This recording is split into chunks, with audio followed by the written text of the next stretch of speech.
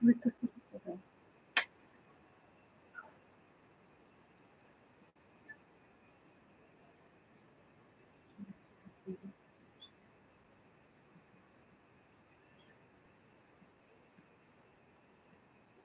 everyone. I am Tara, aka Spirit Mother, and I would like to welcome you all back to my channel on YouTube, Spirit Teachings of Going Within Self, on TikTok, 1974 Enlightened Soul, and I'm also live on my Facebook. If you're new to my channel, I encourage people to go read the description on my YouTube channel, Spirit Teachings of Going Within Self, in order to get a better understanding of what it is that I bring forward on my channel. Some of you may be familiar. You're not new. You come in every once in a while to check things out. Today, everything is titled, "Are you ready for this?" Okay. On YouTube and my Facebook and what have you, can actually kind of see something up on my. I just turned that off. I should keep it on, but it glares. Now, I do encourage you to read the description because it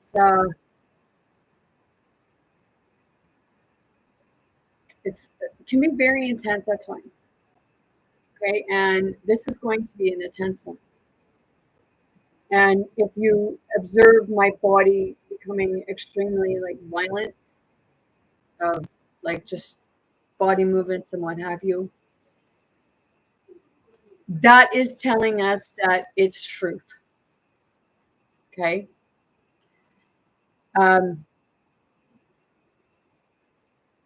It's hard talking about certain topics sometimes because it's so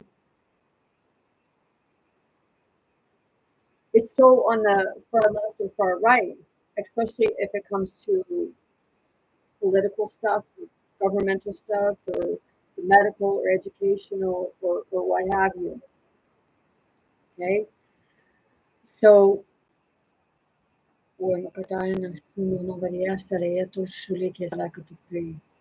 yeah, right now I'm feeling a lot of anxious and nervousness, and I know that's within myself too because the stuff I bring forward can be a little shocking to many people, especially ones that it truly affects, which is basically the whole of the population in one way or another. Okay, because some people say, well, that's not real, that's propaganda, or that's fake news, or what have you. Okay, my body tells me when something is true, and I will call it out if I feel that if my body is telling me that there's something you need to question about this. Okay. Poematana Yisumu Shaleki Salaka Tuturita is Sukrieta is Sumata Shaleki Suriki Totori Kuturus. So what I have here, okay, right here, this is the video we're going to be watching today. And we're going to be like touching on some points. I have notes that I've taken. Okay. I This here one is on the United States. Okay, because right now we're in a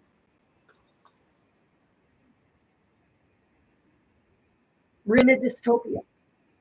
Okay, if anybody ever watched the series Utopia on Prime, Jack Cusack or Cusack, however you pronounce his last name, he plays a character on there. And the character on there is much like Bill Gates. So I encourage people to watch that series. My channel is not for ones under the age of 18. This is for mature. Okay. So it's that part of like, there's going to be a lot of stuff going on and what have you. There's going to be people getting aggravated with this. People are going to be seeing it. And, it's going to trigger even flashbacks of stuff. Okay. So it's that part of, being sitting with an openness to what I'm bringing forward, because it doesn't just affect one place. It doesn't just affect one person. It doesn't just affect really one group of people. It affects the whole of the entire population. Okay, so I'm going to mute my radio and we're going to get started. Okay, I will be pausing throughout. Okay, it was Spirit brought it to me. It was just like it just shows up, and that's when Spirit wants me to address things. After this one, I will be going live again to do another live video. Oliver Stone, The Untold History of the U.S., How the U.S. Government Works, Top Documentary Films. I will be posting this to my Facebook for others to see.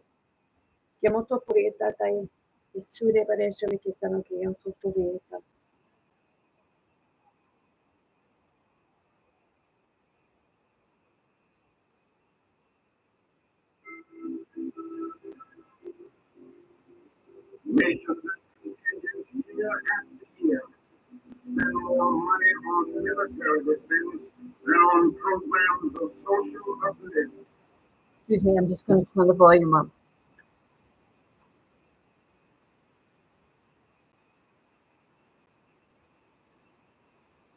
Okay. I'll put this back here. Okay. Is approaching spiritual. Okay. As I said, it may bring back flashbacks. A nation that continues year after year to spend more money on military defense than on programs of social uplift is approaching spiritual death.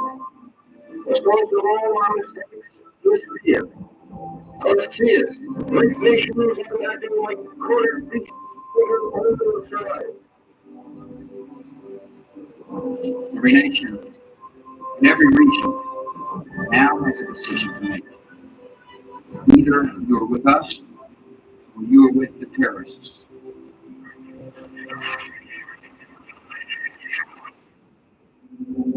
For most Americans, 9/11 was a terrible tragedy. For George Bush and Dick Cheney, And I do know that some people say that 9/11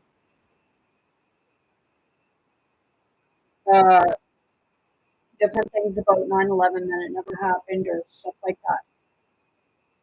Or like, I say it was the government who did it. But others think differently.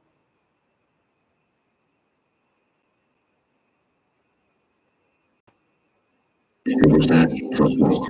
A chance to implement the agenda that their neoconservative allies have been working on for decades. The Project for the New American Century's recent report called Rebuilding America's Defenses has said the process of transformation is likely to be a long one, absent some catastrophic and catalyzing event, like a new Pearl Harbor.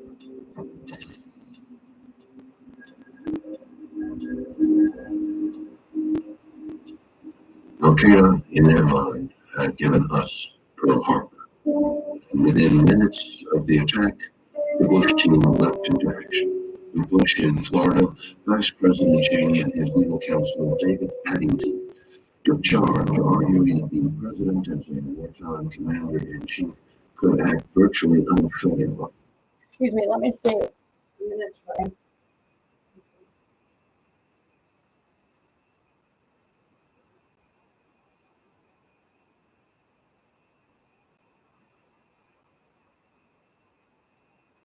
Okay. Oh. I never thought of this until now. Okay, because right now, like, the speakers are really shitty.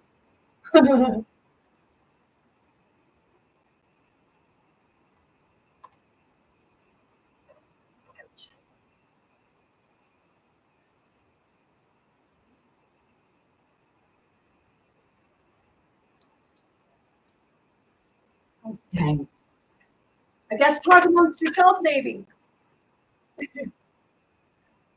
have a Bluetooth bar speaker.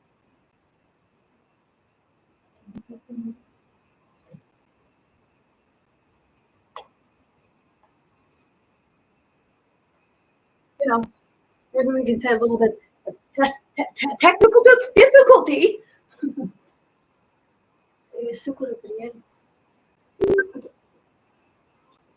Okay.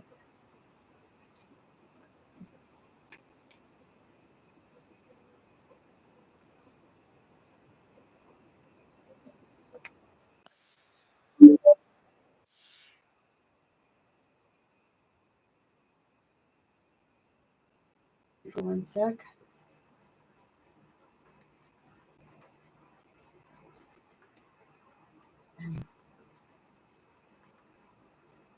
I'm not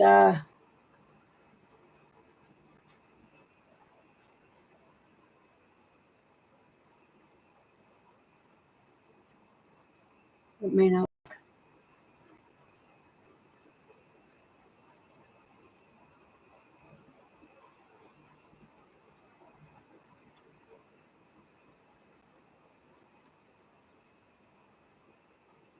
Doesn't seem like it's going to Bluetooth together.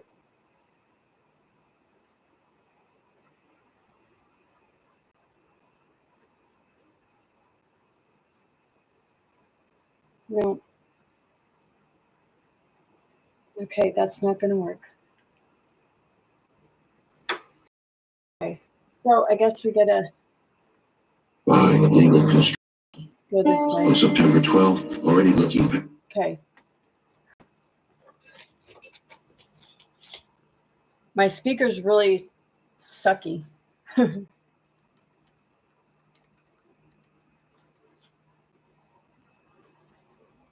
Past Al-Qaeda's Osama bin Laden group in Afghanistan.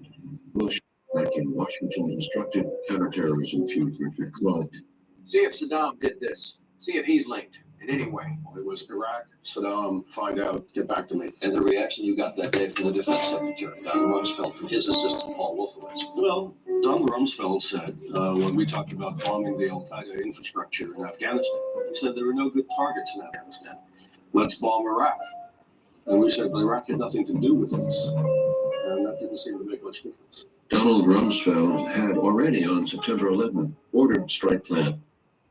I'm pausing that for a minute because has anybody ever heard of the Project 2025? Okay, we'll get to that. For Iraq. Go massive, he said. Sweep it all up. Things related and not.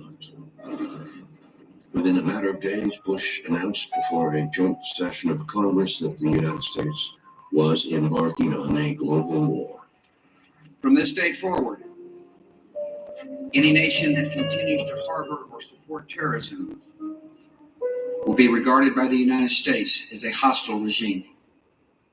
At home, 1,200 men were quickly arrested and detained. Another 8,000 assigned for interrogation. Most Bush rushed a 362-page USA Patriot Act through Congress. Senators had no time to read the bill, let alone debate it. Only Senator Russ Feingold of Wisconsin voted against it, insisting, preserving our freedom is one of the main reasons that we are now engaged in this new war on terrorism. We will lose that war without firing a shot if we sacrifice the liberties of the American people.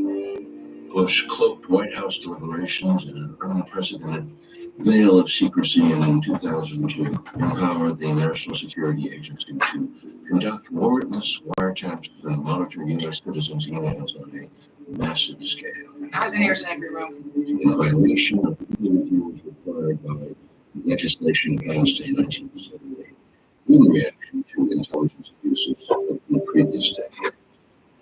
The administration barraged the public with constant alerts, heightened security, and a top-tier system of color-coded warnings.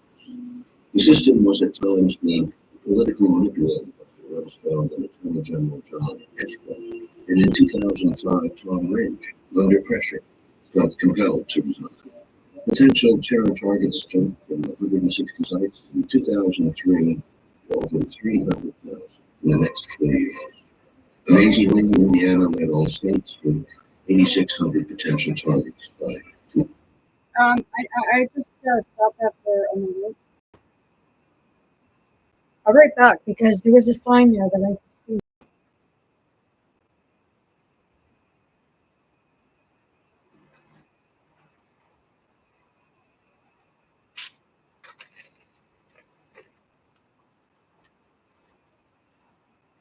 Okay, I'm gonna play this again, and then I'm gonna swap it on something. And pressure felt compelled to resign.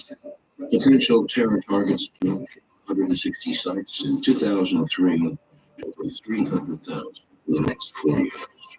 Amazingly, Indiana led all states with 86. Oh my gosh, I didn't say it was technically Attorney General Right, John technical. Ashcroft, and in 2005, Tom Ridge, under pressure, felt compelled to resign. Potential terror targets jumped from 160 sites in 2003 to over 300,000 in the next 4 years. Amazingly, Indiana. Now, let me see this sign right here. Now, let me show you something. Because I never really noticed that until now. Okay?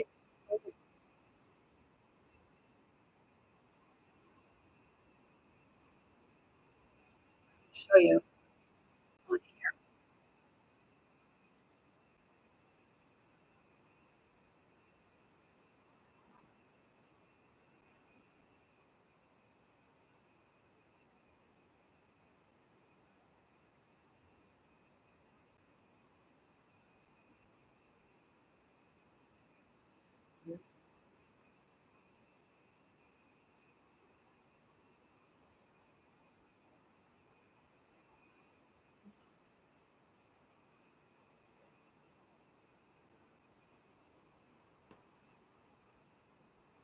Well, that is very strange. Oh, here it is.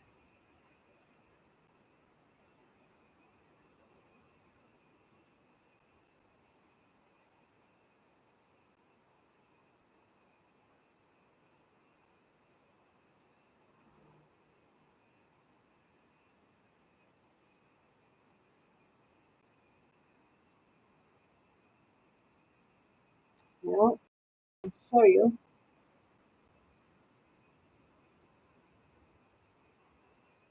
You've seen that sign.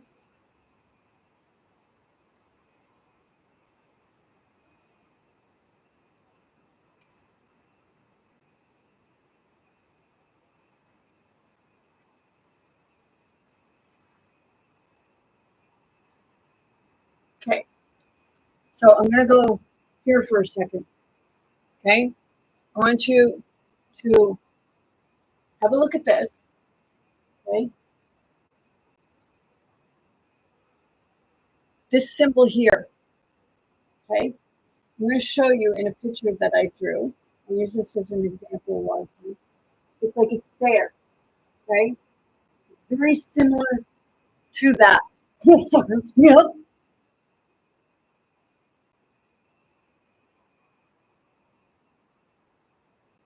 And that was the church. This was the church. What have you?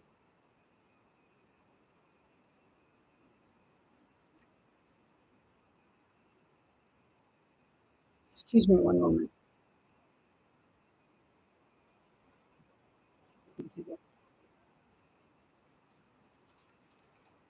Okay. I'll be right back. TikTok, you're going to be on the go for a minute. You're going to be looking at my screen.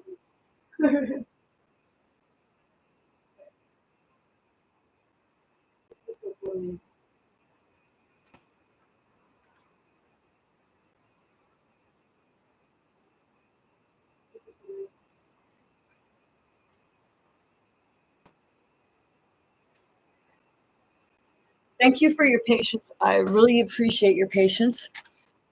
Sometimes things come up in the middle of our stuff.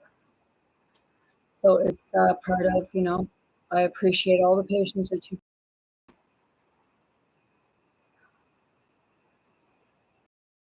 It's because I'm showing you different things within everything.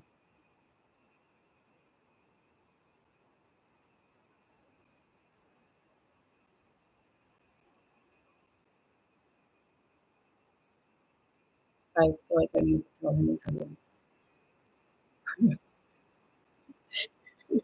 He's very loud. Okay. Kumusta tayo ng today?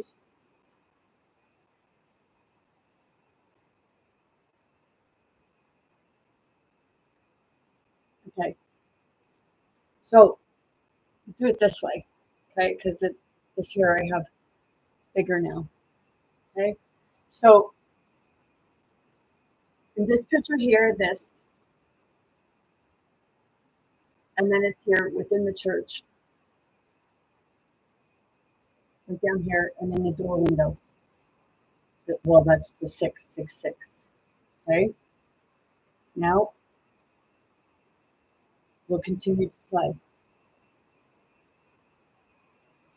It all states with 8,600 potential targets by 2006. The national database included petting zoos, donut shops, popcorn stands, ice cream parlors, and the Annual Day Parade in Columbia, Tennessee. The unreality of the time continued to hide me. At the start of going, That almost reminds me of Pleasure Island. In Pinocchio, when Pinocchio went to Pleasure Island, you watched Once Upon a Time. War II, Franklin Roosevelt warned, war costs money. That means taxes and bonds and bonds and taxes. It means cutting luxuries and other non-essentials. Bush, instead, cut taxes on the wealthy and told America, Fly and enjoy America's great destination spots. Take your family and enjoy life. ironically, it was Arch. What did he say? It means taxes and bonds and bonds and taxes. It means cutting luxuries and other non-essentials. Bush, instead, cut taxes on the wealthy and told America, Fly and enjoy America's great destination spots. Take your families and enjoy life. ironically, it was arch cold warrior Vladimir Brzezinski who, in 2007, decried Bush's 5 years of almost continuous national brainwashing. Where is the U.S. leader ready to say, enough of this hysteria? Stop this paranoia.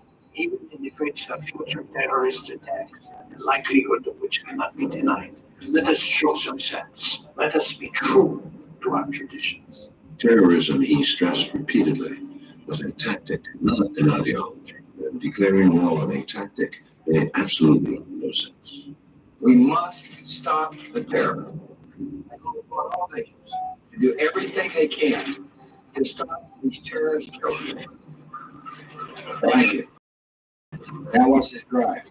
But the real weight of this global crusade would be felt abroad. Less than a month after the terrorist attacks, the U.S. invaded Afghanistan, ostensibly to destroy some of the same Islamic fanatics the U.S. had helped arm and train to defeat the Soviets 2 decades earlier. Critics of the war would point out later that no Afghans were among the 1911 hijackers. Did you hear that? No Afghans were amongst it. I can, like, right now, like, people in the States and what have you, there's a lot of people that are, like, I can feel it. I can feel it in my body. There are a lot of people in the United States who are very numb to all this.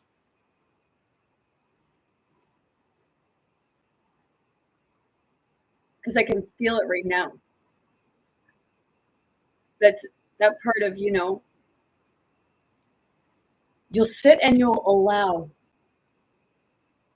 your government to lie right to your face.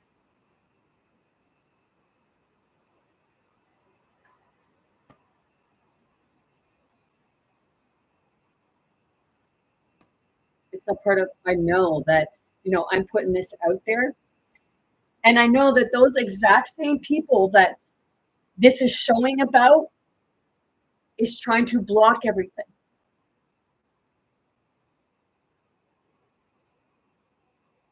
Okay? Because, see, the thing is, I was watching a video.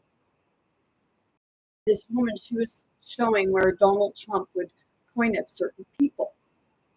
And she was implying that those people were the ones that Donald Trump was saying that they are corrupt. I have a video, or there's a picture of Donald Trump doing the same thing to his youngest son, Barron Trump. Did he not say that Barron was the one that was getting into the technical stuff? And in 2016, there was a documentary, something about the Matrix. There was a documentary where it was saying that 16-year-old boys and young children were going in and making all these different websites with regards to propaganda.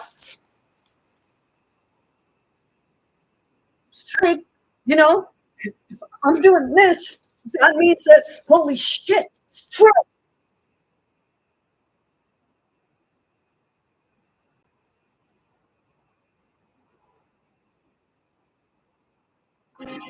Are they using the boy? Like, seriously, people. Like, there's videos up that saying that, like, videos showing that Barron Trump is a great singer and stuff like that, and it's not even Barron Trump. So, come on. It's part of the propaganda.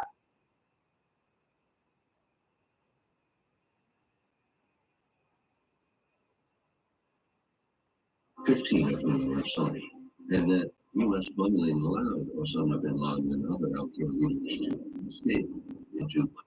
And how many of you knew that Osama bin Laden and the Bush family were friends, longtime family friends? Yeah.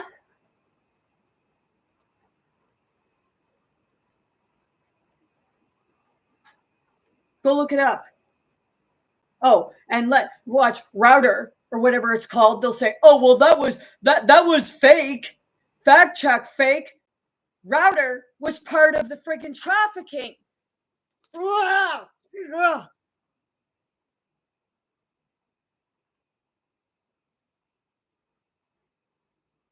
Pakistan in early December.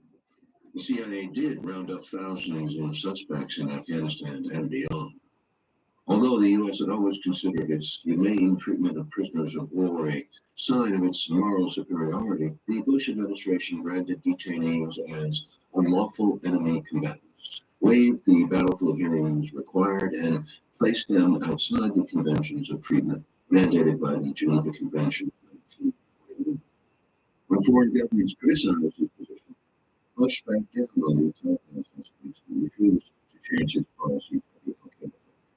Bush said, I don't care what the international lawyers say. You're going to kick some ass.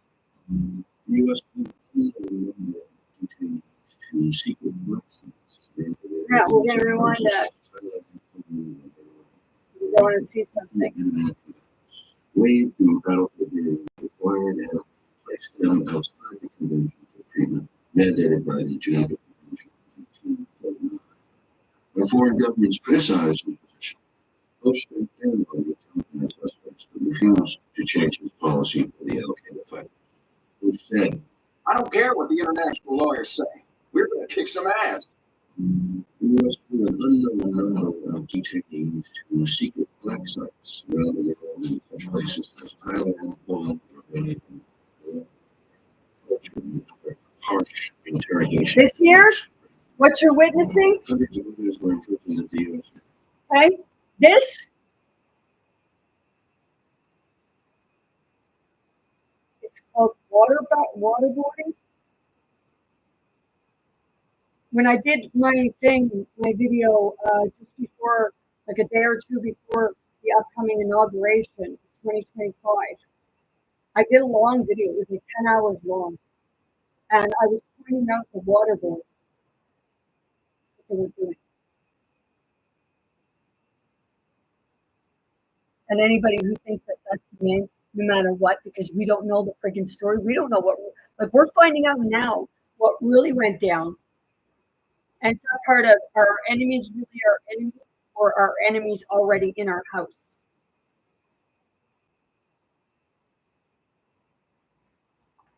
Negotiation and peak in May 2003. The president had posted $680 million to 9.5% U.S. troops. 80% for cash rewards by a combination of Afghan war and Russian government sources show that only 8% of 600 have been released. 6 convicted, and according to the government, 9 have died. As of 2012, 166 men from more than 20 countries. The Bush administration encouraged the CIA to implement enhanced interrogation methods that were the product of decades of research into torture. In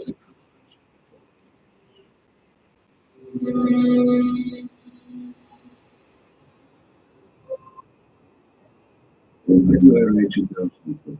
And people think they're good people. Anybody who can do that to someone is not humane. That's not human. I don't care if you think somebody did something.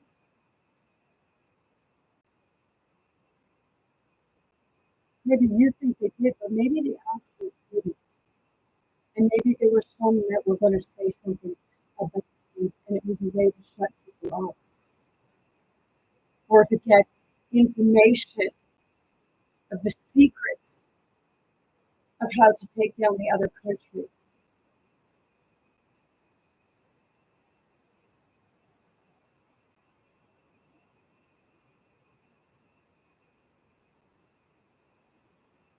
Major General Antonio reported that his investigation pictured numerous instances of sadistic, blatant, wanton criminal abuses. At Abu Ghraib prison in Iraq. There is no longer any doubt as to what Don't look the away. administration has committed to effect. Seriously, don't you look away. And don't you dare laugh because it ain't fucking funny. No opposition team has done more damage to the American reputation in the world ever. Although the security situation in Afghanistan has been the next 7 years, the U.S. prison schools from 3,000 to 30,000 troops, Afghanistan was a distraction. Where do you people? What do they do to each other? Does the military really teach people how to bring peace or how to torture one another?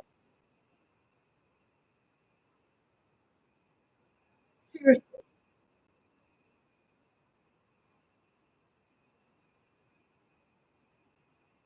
You're not fighting the fight for really as it's for the people, as it is for the ones that want the secrets hid of their own dirty deeds. Yeah. Tutto pure, da nasti pure așa la chistutu. You know, mototoreta pure se tutoriai. I didn't learn this language anywhere.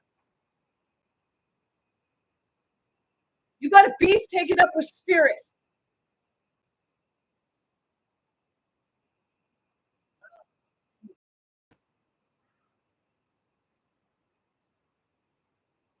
Spirit brings this stuff to me. When it's time to show people, you know, so Donald Trump is signing all these whatever the fuck they're called. And is he even reading any of them? Does he really know what he's signing, or is he just going by told because, you know, he is a showman.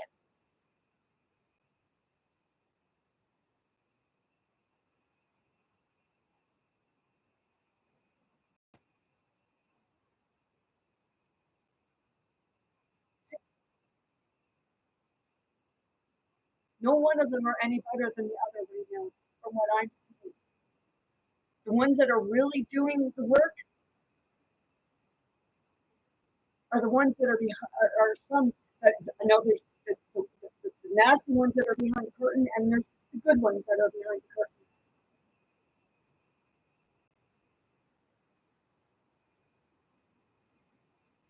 And there are some that are just playing both sides of the coin. Because I did read a thing on Elon Musk, where he was one minute he was for the Democrats, and then he was for the Republicans. He did with Obama. I have it on the thing: Obama, Clinton, Trump, Biden. No, seriously. Like, Elon, what the fuck are you doing, man? You know, we're saying about the Antichrist, not just Antichrist with the small a.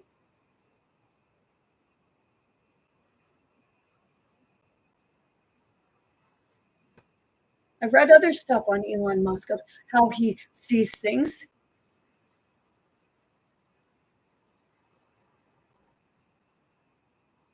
It's a part of, you know, we create these people.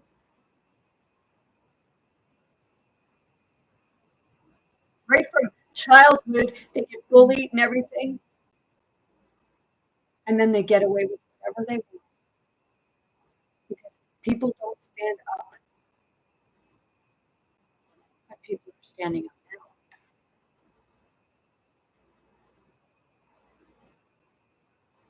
Wow. I just got community guidelines violated again on TikTok.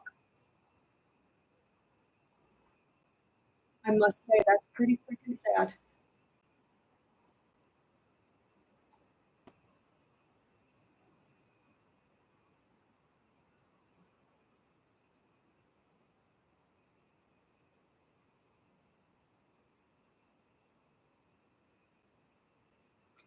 To my TikTok viewers who say that you're not being censored, well, you know, I just got another violation. And all I was doing was talking about Donald Trump and Elon Musk. Hey, you know, it's like, holy shit, people. Go watch Oliver Stone, The Untold History of the U.S., how the U.S. government works. If you want to finish watching this, go to my YouTube, Spirit to Spirit, Teachings of Going Within Self. Seriously. They want to stop you in every way to try to bring truth out. So TikTok, I know what you're like.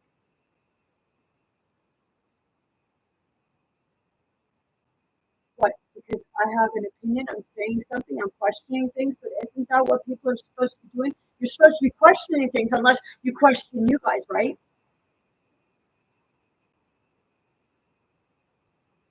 Another way of trying to keep the truth from getting out. I'll say it's pretty pathetic.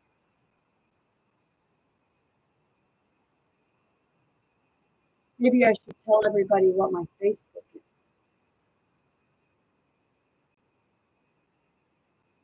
But then it's that part of, you know, you try stalking my family, and it'll be a worse mistake. You try stalking my friends, you're already trying to hurt everybody. But, you know, you'll probably silence me on this part.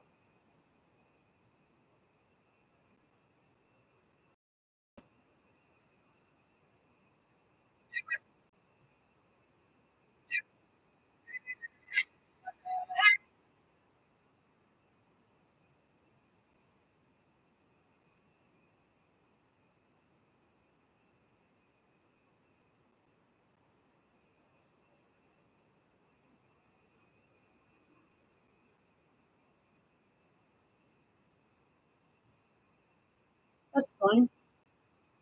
Let's keep going on YouTube. The attention was focused on conflict news. Fathers all about this.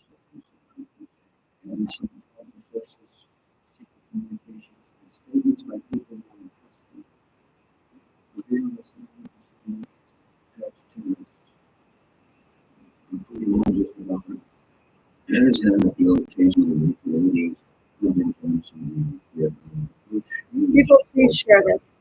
There's no question that the leader of Iraq is an evil man. After all, he gassed his own people. We know he's been developing weapons of mass destruction. UN inspectors searches and visiting sites identified by the CIA. They found nothing, but Bush insists. But all plans. The British government has known that Saddam Hussein recently sought significant quantities of uranium from Africa. Bush told we would have been watching the also understand. I don't need to explain why I say things. I don't feel like I owe anybody any explanations. These were extraordinary times. Words took the world. Fulfilling George Orwell's prophecies of those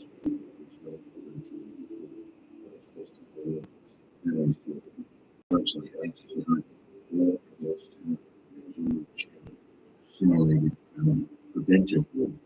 Civilians killed were now CIA kidnappings were now extraordinary renditions. And in that most patriotic close of the homeland, grew into a gargantuan new federal agency as labyrinthine as the Pentagon. The French philosopher Voltaire in the 18th century observed, those who can make you believe absurdities can make you commit atrocity.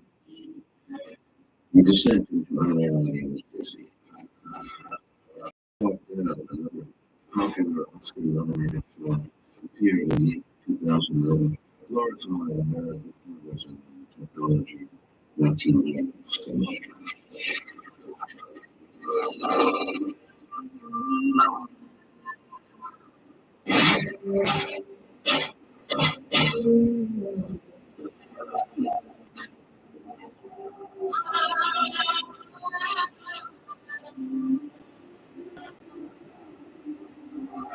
Through technology, video games became more and more often. And on television, increasingly was all physical reality games was cross-cutting. U.S. media beat the drums of the war. MSNBC Federal Electric Cast was popular primetime show 3 weeks ago. Officials feel the show would provide a home for the liberal anti-war agenda. At the same time, the competitors are waving the flag of every opportunity. And waving the flag they did, CNN, Fox, NBC, for over 75 retired generals. Almost all of them were legally able to be working directly for military contractors. Pentagon officials gave them talking points, portraying Iraq as an urgent threat. Major newspapers and magazines, including the New York Times, advanced the claims. One Bush insider told journalist Ron Suskind that Suskind represented a reality-based community. But that's not the way the world works anymore. We're an empire. And when we act, we create our own reality. But France, Germany, and Russia, as well as most of the Security Council, refused to support the U.S. position. Bush was furious and once felt sneered. Who's thinking of Europe as Germany and France? I don't. I think that's old Europe. French fries in the congressional cafeteria were renamed Freedom Fries, just as sauerkraut became Liberty Cabbage during World War I. Bush laid out his new strategy in a speech to the cadets at West Point in June 2002. We must take the battle to the enemy, disrupt his plans, and confront the worst threats before they emerge. The U.S. would act unilaterally and preemptively to overthrow any government deemed a threat to U.S. security. Cheney had declared, If there is a 1% chance Pakistanis like this are helping Al Qaeda build and develop a nuclear weapon, we have to treat it as a certainty in terms of our response. In the world we have entered, the only path to safety is the path of action, and this nation will happen. 60 countries manned on to Bush's potential interests, with Bush calling for a moral crusade, saying that the United States must defend liberty and justice because these principles are right and true for all people everywhere. Moral truth is the same in every culture, in every time, and in every place. It was a bold statement of American exceptionalism. Bruce Bartlett, who served in both the Reagan and first Bush administrations, explained, This is why George W. Bush is so clear-eyed about Al-Qaeda and the Islamic fundamental identity. He understands them because he's just like them. He truly believes he's on a mission from God. The whole thing about faith is to believe things for where there's no empirical evidence. I have a sense of calm, knowing that the Bible's admonition, thy will be done, is life's guide. in early October 2002, Congress empowered Bush to go to war against Iraq on his own. The way he's interpreting it, that's not what the Bible meant. Authority,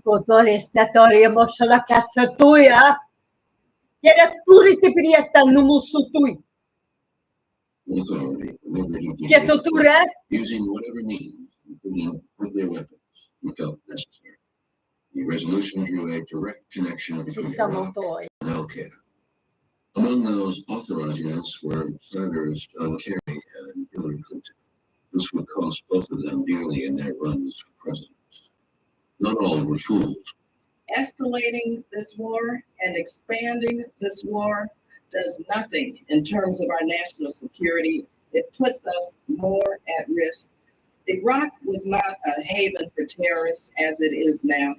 Again, Iraq, Saddam Hussein, and Al-Qaeda, there was no connection. And we have to dispel that notion so the American people know the truth. Millions of protesters hit the streets around the world. In May, millions, hundreds of thousands in Europe. Time magazine surveyed several hundred thousand Europeans. 84% thought the United States the greatest threat to peace. 8% thought Iraq was. Bush sent Secretary of State before the United Nations to make a case for war. He told Powell, Maybe they'll believe you. Saddam Hussein is determined to get his hands on a nuclear bomb. Powell spoke for 75 minutes. It was a thoroughly shameful performance, promoting false intelligence that Powell later called a low point in his career. But the speech, although it fell flat overseas, had the desired impact on U.S. Support for the war jumped from 50% to 63%. The Washington Post pronounced the evidence on WMD irrefutable. The U.S., without a Security Council resolution, was moving inexorably towards war. The truth was even darker. For Bush, Iraq was only the end. After devouring Iraq, the neocons had their eyes set on the main course. Pentagon officials foresaw a 5-year campaign with a total of 7 targeted countries, beginning with Iraq, Syria, Lebanon, Libya, Somalia, Sudan, and the biggest prize of all, Iran. It would be a war to unite the world. The neoconservative talk of empire abounded. The New York Times Sun magazine called for January 5, 2003 read American Empire.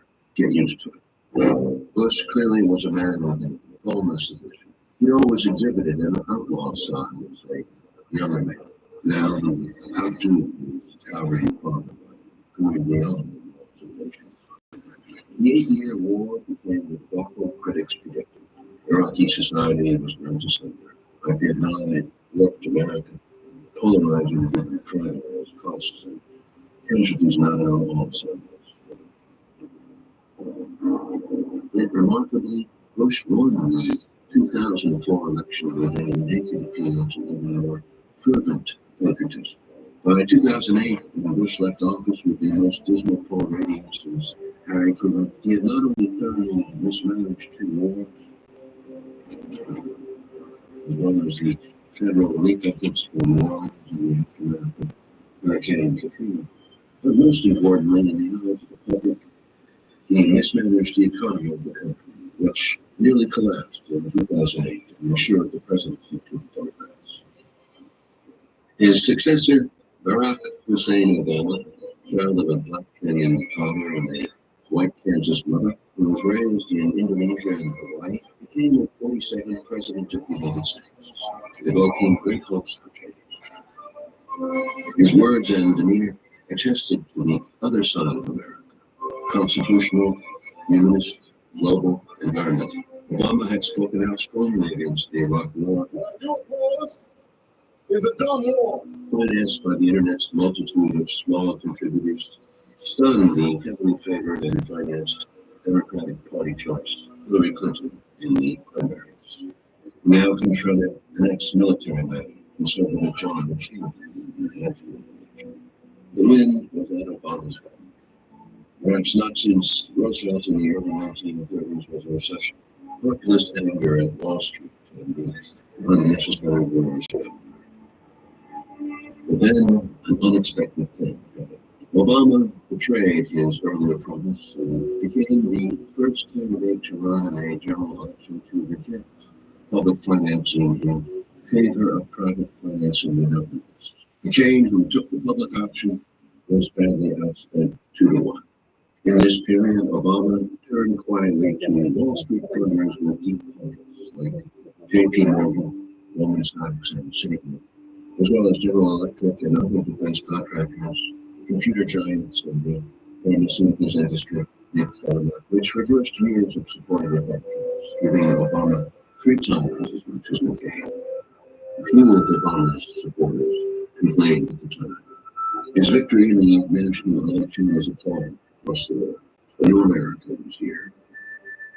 But conservatives will absurdly decry Obama as a socialist, and Florida, the biggest winner in the election, turned out to be Wall Street. Obama brought back the same economic team that under Clinton had done so much to deregulate the economy. The New York Times referred to him as a constellation of Rubenites, acolytes of the most powerful Treasury Secretary in decades, Robert Rubin. After nearly wrecking the world economy with spectacular innovations in leveraging and speculation, several giant banks, insurance companies, and mortgage lenders prophesying the collapse of the world's economy if they went under. They were, in other words, too big to fail. Eagerly accepted a $700 billion bailout on remarkably easy terms. In addition, the Federal Reserve Board cut the interest rate for banks to 0%. It became almost unpatriotic at the time to question the rightness of these financial rescues. But there were those who wondered, could not some of these bigger financial entities be let go and broken up? Could not these giants be confronted with the real market value of their toxic assets? The public wanted revenge. It was a classic Depression backroom moment, as illustrated by Fred Kepler. You sit there bagging your big cigars and think of deliberately killing an idea that's made millions of people a little bit happier. An idea that's brought thousands of them here from all over the country, by bus and by freight in jalopies and on foot, so they can pass on to each other their own simple little experiences. Well, look, I'm just a mug and I know it, but I'm beginning to understand a lot of things. Why, your type's as old as history. If you can't lay your dirty fingers on a decent idea and twist it and squeeze it and stuff it into your own pocket, you slam it down. Like dogs, if you can't eat something, you... Former Federal Reserve Chairman Paul Volcker urged Obama to act. Right now, when you have your chance and your breast too bad, you need to put a spear to the heart of all these guys on Wall Street. For years, and mostly debt merchants. But it didn't happen. The bailout was forced through a panicked Congress. The media applauded. The Treasury made no immediate demand that bankers make that money available for new loans to businesses or the public, or for that matter, cut their personal compensations. He made no demands that shareholders or bondholders absorb any losses. Taxpayers were funding the bailout alone. The biggest losers over time would be workers, pensioners, older people with savings, homeowners, small business owners, students with loans, and those, especially African Americans, who lost their jobs to a surging structural unemployment problem. Many simply lost their tenuous grip on the proverbial American dream of genuine middle class. The myth of upward mobility was shattered. The bankers, or banksters as they were nicknamed during the Great Depression in the 1930s, had talked of voluntary history that received record compensation packages for the next 2 years. Whereas CEOs in Britain and Canada earned 20 times as much as the average worker in 2010, and in Japan 11 times. In the US, CEOs make 343 times as much as the average worker. The number of billionaires went from 1385 to 450 in 2008. The minimum wage stagnated at $5.15 an hour from 1997 to 2007. The poverty rate was higher than any time since the 1960s. The net worth of the average American family actually dropped almost 40%, from $126,000 in 2007 to $77,000 in 2010. By 2011, the top 1% had more wealth than the other 90%. Populist anger boiled over to the Occupy Wall Street movement, kind of protest not seen since the 1930s. The right-wing Tea Party expressed a different kind of anger fueled by advocacy groups like Americans for Prosperity, largely funded by the conservative billionaire Koch brothers. The confused American public, not knowing who to blame for persisting economic hardship, handed the Republicans a sweeping victory in 2010's midterm election. But only more gridlock and confusion pervaded Washington. Obama, who swept to office amid such now walked a fine line, avoiding fatal mistakes, but failing to deliver on hope or change. During the 2008 campaign, the constitutional professor had promised transparency and the rule of law would be the touchstones of this presidency. Yet, in office, he refused to relinquish the expanded powers usurped by the Bush administration. As a passive population continued to consent to being stripped in front of airport screeners, permit eavesdropping on their communications, and pay for vast new security programs. It did not make political sense for Obama to ease this heightened state of alert, and the risk that a single terrorist incident would certainly result in renewed media hysteria and a Republican "I told you so" firestorm that could cost him his presidency. If I were him running into all this coming up, you think maybe one term is enough? Well, one thing I'm clear about is that I'd rather be a really good one-term president than a mediocre two-term president. Instead of fighting for transparency, however, Obama became a far more effective manager of the national security state. Like Bush, he repeatedly invoked the state secrets privilege in lawsuits involving torture, extraordinary rendition, and illegal NSA eavesdropping. He blocked habeas corpus rights for enemy combatants, preserved military commissions, and authorized without due process the killing of a U.S. citizen in Yemen accused of having ties to Al-Qaeda. Obama stunned civil libertarians when he took Bush-era investigations to the next level and began prosecuting government whistleblowers and reporters using the World War I era Espionage Act. Only 3 cases had been brought in 92 years. Obama initiated 6 cases of dubious merit, most defendants claiming he exposed unlawful activity in the government. Most prominent was Bradley Manning, an Army intelligence analyst in Iraq who leaked over 260,000 classified diplomatic cables and war reports, as well as videos, distributed by WikiLeaks, a non-profit whistleblowing media organization. These revelations of U.S. war crimes in Iraq and Afghanistan and U.S. support for dictatorial regimes in the region proved to be a significant catalyst for the Arab Spring uprisings in Egypt, Tunisia, Yemen, Libya, and Bahrain. Nonetheless, Obama's administration has severely impaired the operation of WikiLeaks and threatens to prosecute its co-founder. These actions send a clear message to all whistleblowers. Commit war crimes like Bush and Cheney and expose them, and you risk careers and huge fines, or like Manning, you rot in jail. One of the leading defenders of the new standards of conduct, Jack Goldsmith, former Bush Office Criminal Counsel, reassured Cheney and other anxious neocons in an article saying that Obama was like Nixon going to China. The changes he had made are just going to fortify the role of the Bush program for the long run. This was a new shadow world. 2010, the Washington Post called it an alternative geography of the United States, a top secret America hidden from public view. Almost 1.5 million people had top security clearances.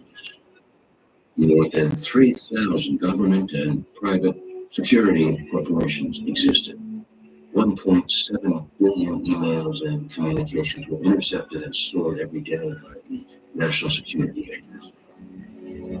Political commentator and constitutional lawyer Glenn Greenwald best described this truly radical change in our world when he wrote, "The core guarantee of Western justice since the Magna Carta was codified in the U.S. by the Fifth Amendment to the Constitution. No person shall be deprived of life, liberty, or property without due process of law." He might well have added the Fourth Amendment to the Constitution, the right to privacy and protection against unreasonable search and seizure. Without due process and the right to privacy, each of us is essentially living at the mercy of the surveillance state. All this in the name of stopping a terrorist threat blown wildly out of proportion. Obama's foreign policy seemed more reasonable than Bush's, repudiating the unilateralism and preemption that had so outraged world opinion. But the goal, embracing U.S. global domination, differed little, and even the means were frustratingly similar. In 2011, Bush's former NSA and CIA director, General Michael Eaton, took comfort in the powerful continuity between two vastly different presidents that he met. Americans have found a comfortable center line in what it is they accept their government doing. He called it a practical consensus. His own experience in foreign affairs limited, Obama surrounded himself with hawkish advisors. Among them, Bush holdover Secretary of Defense Robert Gates, a hardliner from the William Casey CIA era of the 80s. Hillary Clinton, as Secretary of State, was equally hawkish. In an early speech, Clinton presented a version of American history steeped in unvarnished triumphalism and historical amnesia. So let me say it clearly. The United States can, must, and will lead in this new century. The Third World War that so many feared never came. And many millions of people were lifted out of poverty and exercised their human rights for the first time. Those were the benefits of a global architecture forged over many years by American leaders from both political parties. It would be difficult to find and ask the millions killed over many decades of American interference in their countries what they thought. The people of Hiroshima and Nagasaki, the Philippines, Central America, Greece, Iran, Brazil, Cuba, Congo, Indonesia, Vietnam, Cambodia, Laos, Chile, West Timor, Iraq, and Afghanistan, among others.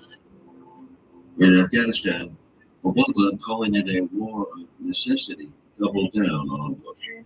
Pressured in late 2009 into sending more troops, he wavered.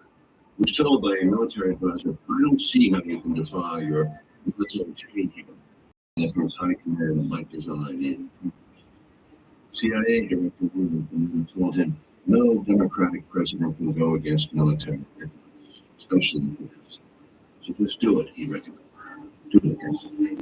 When it came down to his decision, Obama did not show the courage of a John Kennedy. In December, he announced another 30,000 people increase to reach almost 100,000. About the same number the Soviets had deployed in their disastrous invasion of Afghanistan.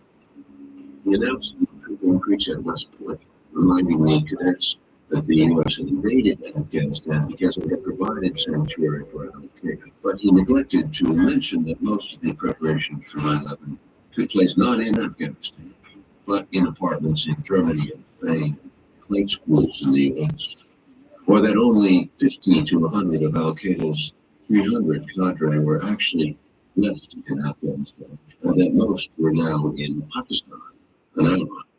That the president waging two wars would receive the Nobel Peace Prize at so much was surreal in the first place. But when the world heard Obama's defense of American unilateralism and preemption, the meaning of the prize had been diminished, as it had by Kissinger 36 years earlier. I believe the United States of America must remain a standard bearer in conduct of war. That is what makes us different from those who we fight. Obama feared getting bogged down in Afghanistan as Johnson had in Vietnam. What the backward, dirt poor, overwhelmingly illiterate Afghans needed was economic aid, education, and social reform. The U.S. spent $110 billion on military programs in 2011, but only $2 billion for sustainable development. With big U.S. money floating around in Vietnam, corruption reached epic proportions. Mistrust between the supposed NATO and Afghan allies soared. The U.S.-backed President Hamid Karzai announced that he would support Pakistan if it should go to war with the U.S. By 2012, Afghan soldiers and police were killing U.S. troops with such increasing regularity that the forces had to be increasingly separated. Meanwhile, the Dragon alone of U.S. forces left Iraq in December 2011. Almost 4,500 U.S. troops were not covered, more than 32,000 wounded, many of them severe. Iraqi death tolls range from 150,000 to over 2 million Iraqis. The irony was they're deposing the student who say the United States had turned the really Shiite-dominated Iraq into a valuable ally of Iran, which ended up the war's biggest winner.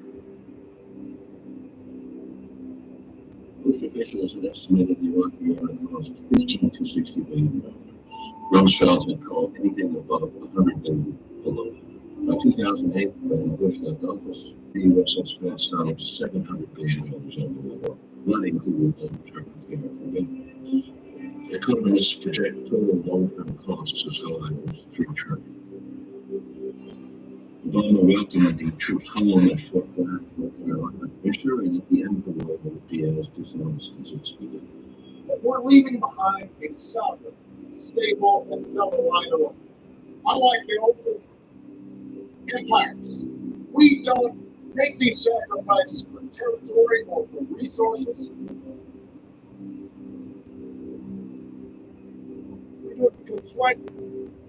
Never forget that you are part of an unbroken line of heroes spanning 2 centuries. To your grandparents and parents who faced down fascism and communism, delivered justice to those who attacked us on 9/11. Thus sanctioning once again Bush's lie about the connection of 9/11 to Iraq.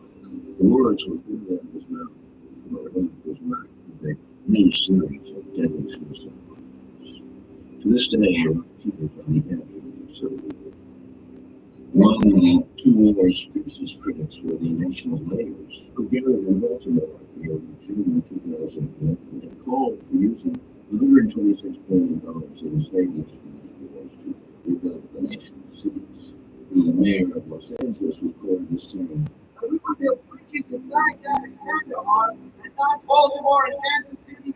Absolutely boggles the mind." for the American people getting to these wars, a single bright spot in this foreign miasma came in May 2011. A bold cross-border raid at night by Navy SEALs killed Osama bin Laden, living comfortably in the shadow of Pakistan's premier military academy.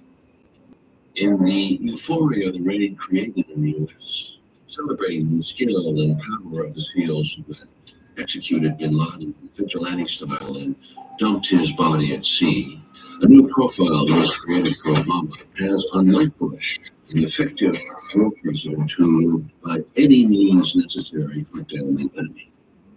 In fact, really a wolf in sheep's clothing. After a firefight, they killed Osama bin Laden and took custody of his body.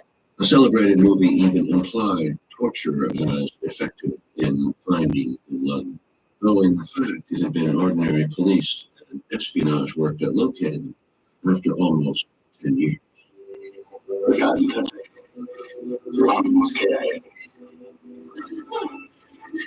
Nonetheless, America's capacity for self-help was again in full flower, and there were no troubling discussions of bringing Bin Laden back from imprisonment and trial. That the United States had done at Nuremberg, where the Nazi defendants were unmasked and diminished. But a trial was the last thing most Americans wanted. Those who accepted torture could tolerate vigilante justice.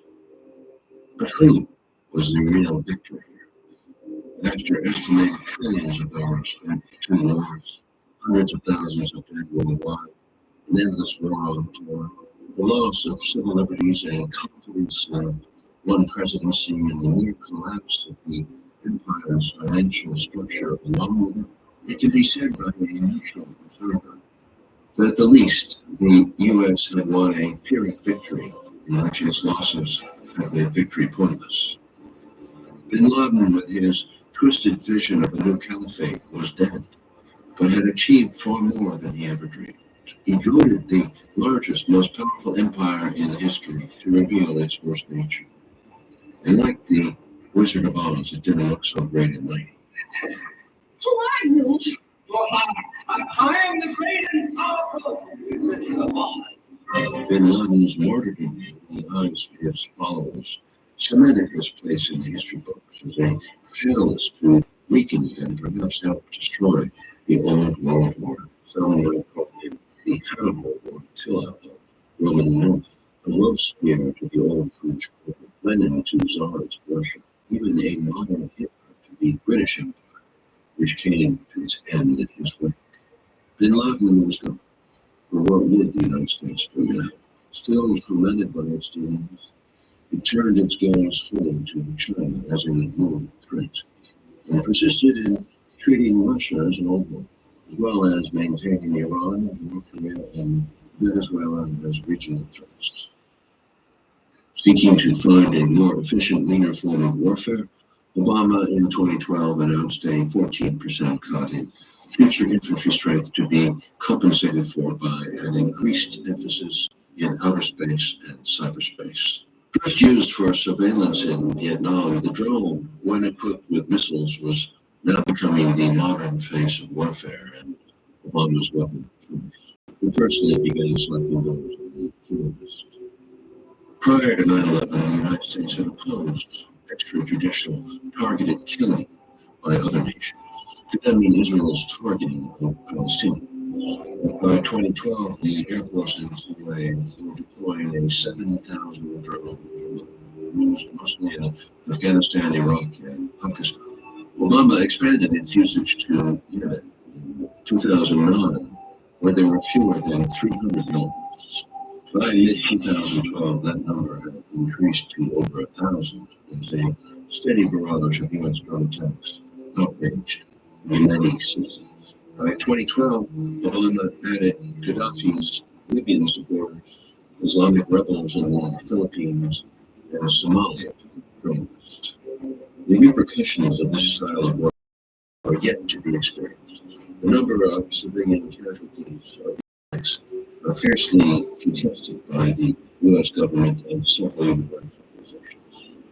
When the judge asked the Pakistani-born Times Square bomber how he could risk killing innocent women and children, he replied that U.S. drones were regularly killing women and children in Afghanistan and Pakistan. The cat was certainly out of the bag, and by 2012, more than 50 countries, some friendly and some hostile to the U.S., had purchased drones. Israel, Russia, India, and Iran claim to have mastered manufacturing equally, but the most dynamic program was China's. As with the nuclear bomb, a new arms race. Bush had continued Clinton's expansion of NATO bases closer to Russia, breaking his father's promise to Bush. Obama expanded NATO to Albania and Croatia, and despite abandoning 500 bases in Iraq, the Obama administration, in addition to an estimated 6,000 bases in the U.S., is maintaining close to 1,000 overseas bases expanded. The U.S. had, by late 2007, gained a military presence, according to Stanford's Chalmers Johnson, in 151 out of 192 UN member nations.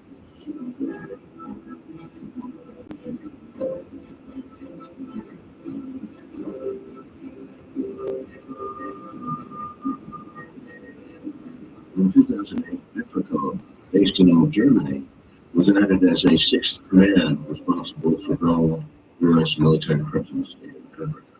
Southcom, based in Miami, was reorganized in 2010 to increase U.S. military presence in Latin America with bases and surveillance systems, counter-drone.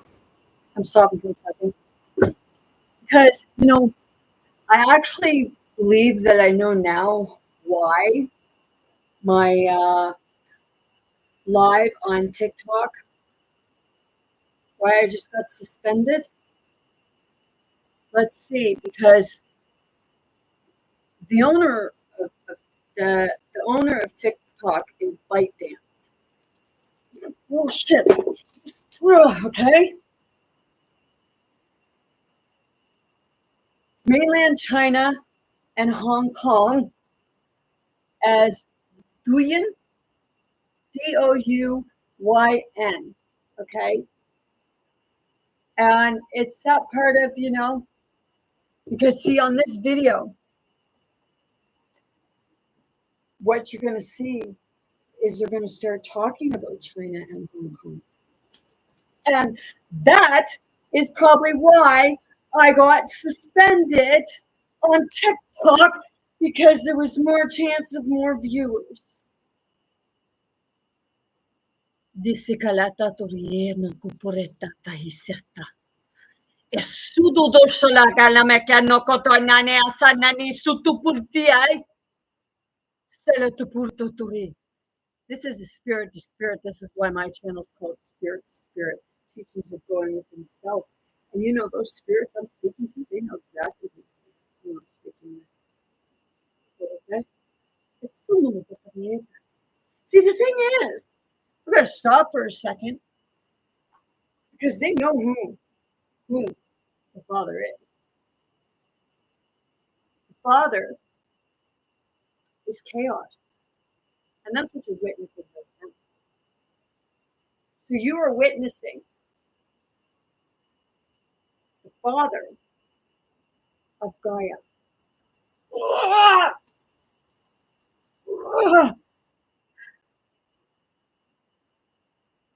Kito cuore, ara sono mosola casare ruturi tatari mantotui. Kito turi tare situturia. Kito purita tare, my channel's not for everyone. Dori simantotie.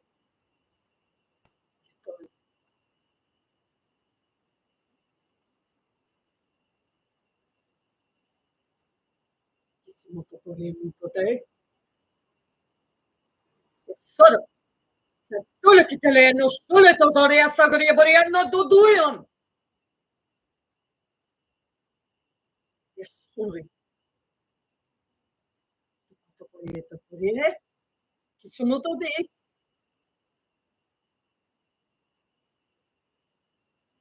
So you know, the thing is,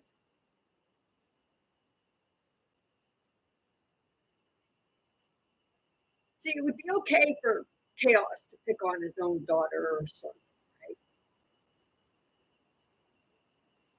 See, Chaos don't like other people picking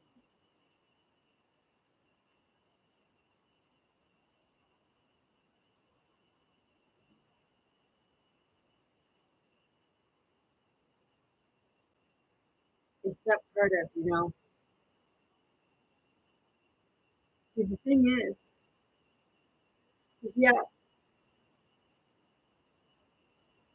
Chaos is real popular.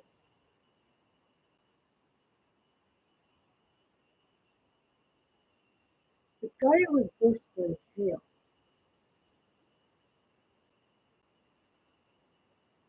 And Gaia represents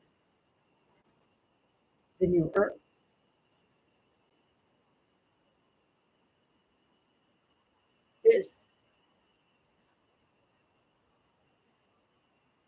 get back to that.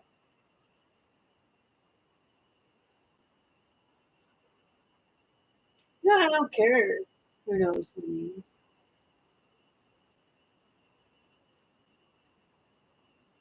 Because you already know it. Especially the ones that are in charge. They know all of their needs.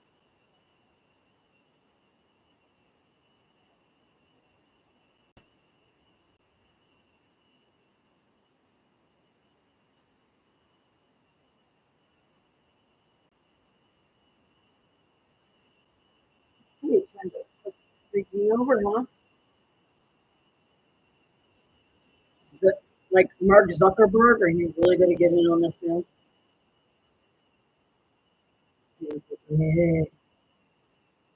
Yeah. See.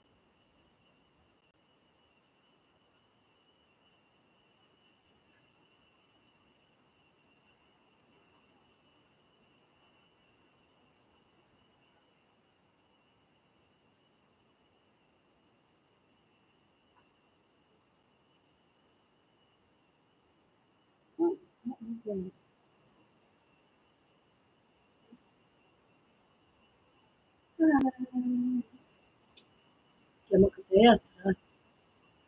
Сюда попадает.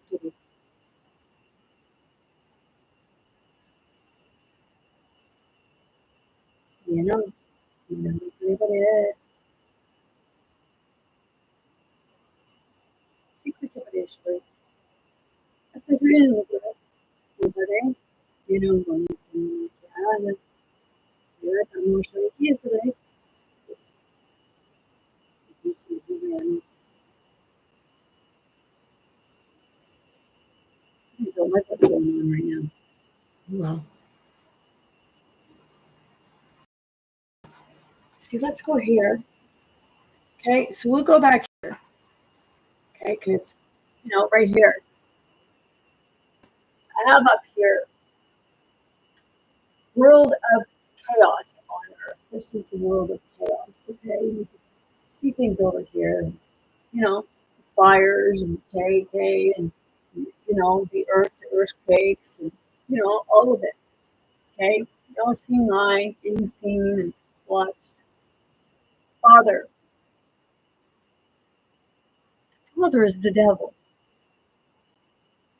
Boy. And then I have down beside it fascism, facet, and then oligarchy. Okay, so the world, this here world, is chaos. It's Father, it's Gaia. Oh. And you know, people say there's a lot of talk about, you know, you're in biblical times. Well, this is part of the biblical times we all show. Okay, so now that's it broken down.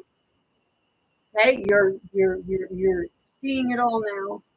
Okay, seeing the big box stores, you're seeing the worker ants, you're seeing the women being treated like they were bags and what have you.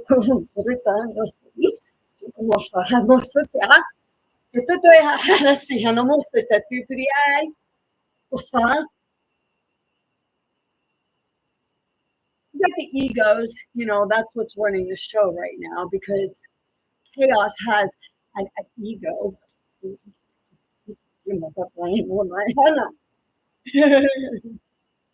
like, yeah, uy, masanenya sa nuto to eh. Bura, shikume, busabuto eh. It's like, you know, I'm going to tell you something.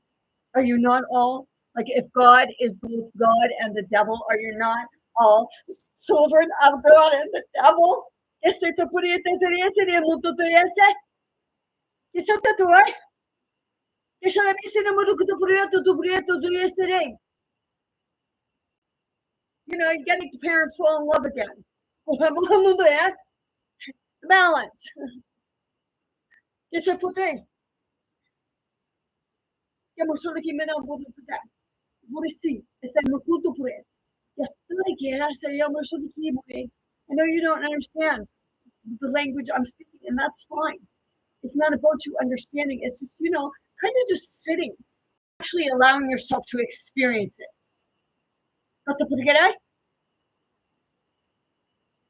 So then down here, it does have the Sharia law. Sharia law is, I was always under the understanding that Sharia law was more of the man's law. You gotta abide by tyranny.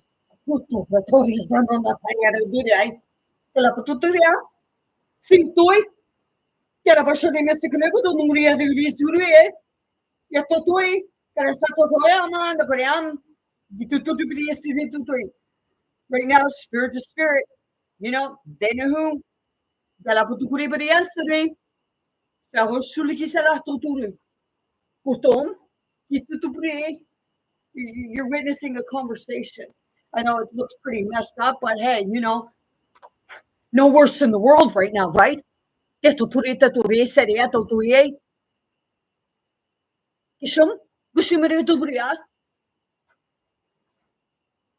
is Gaia's world.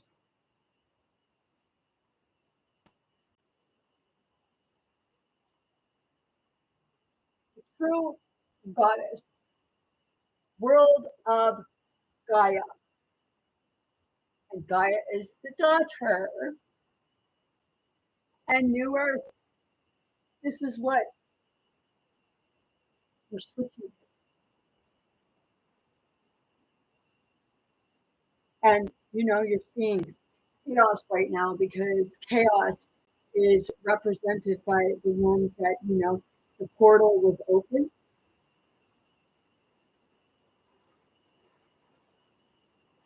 See, the thing is, when they opened the portal, not just darkness come through, but the light comes through. And is this the first time that portal was actually opened?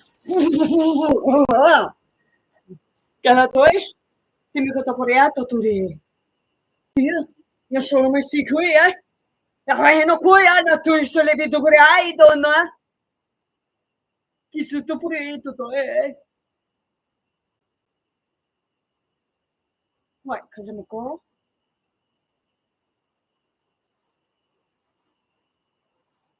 Sikuria. Isula kare mokore. Mokore episitu pe. Estouri que te puritai. Isi que la es que ay na kare ando to si ai. Que tu puritu tu pisti. Sikuto porai. Nessuno motista che sarà che io non adesso tu puri. Si che io conoscere è su e saprai di che tu puri. Si che non merite. E le puri tu sarà. E si può tu.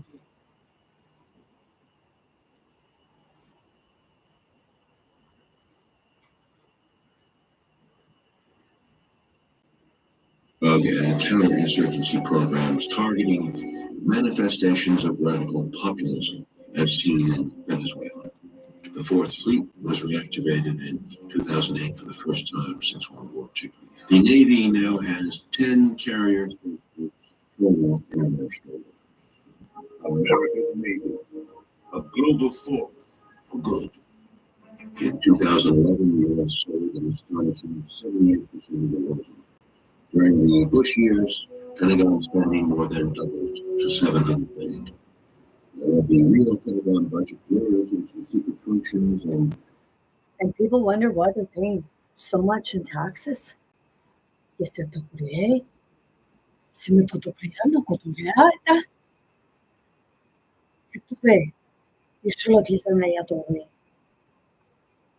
departments of government. By 2010, to the National Priorities Project, the U.S. actually spends an estimated $1.2 trillion out of its $3 trillion annual budget. Did you hear that? I'm going to put put that back again. It's saying about what they're spending. And Elon Musk and all your buddies, Trump, all your buddies, Mark Zuckerberg, all the ones that, that have the platforms that, want to censor people because it goes against you and their agendas. I must say, you're a little hypocritical, aren't you?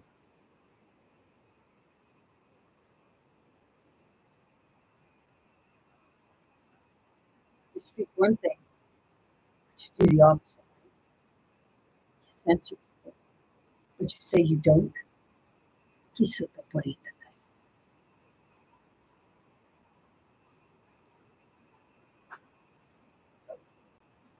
Oh, and another thing, do you really think that the names of these people, do you really think that it's their names? Because if you knew their real names, it's like the dark one. Ya totoy, sumuto ko na esa.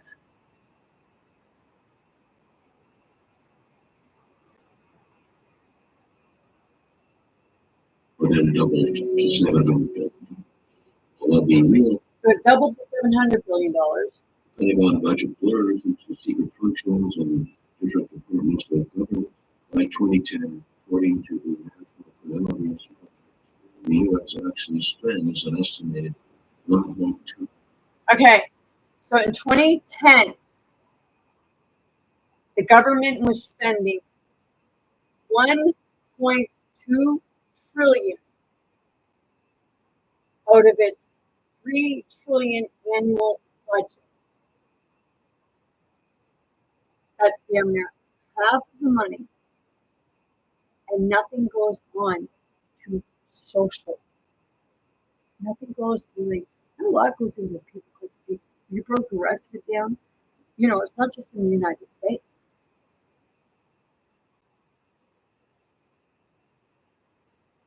Because Canada, I got something for you.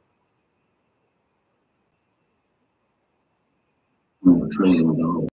It's $3 trillion annual budget on military, defense, and homeland security. A full spectrum dominance of land, sea, air, space, and cyberspace. In November 2011, Secretary of State Clinton threw down the gauntlet on China, writing, as the war in Iraq winds down and America begins to withdraw its forces from Afghanistan, the United States stands at a pivot point. In this America's Pacific century, she meant a substantially increased military commitment in the Asia-Pacific region to contain China. Beginning with the open wars in the 19th century, China has been humiliated time and again by stronger foes, Britain, Did you guys see that? Russia, who fought the U.S. to a standoff in a full spectrum dominance of land, sea, air, space, and cyberspace. In November 2011, Secretary of State Clinton threw down the gauntlet on China, writing, as the war in Iraq winds down, America begins to withdraw its forces from Afghanistan. The United States stands at a pivot point. From this America's Pacific century, she meant a substantially increased military involvement in the Asia-Pacific region to contain China. The States is a military state. They're controlling you. You see,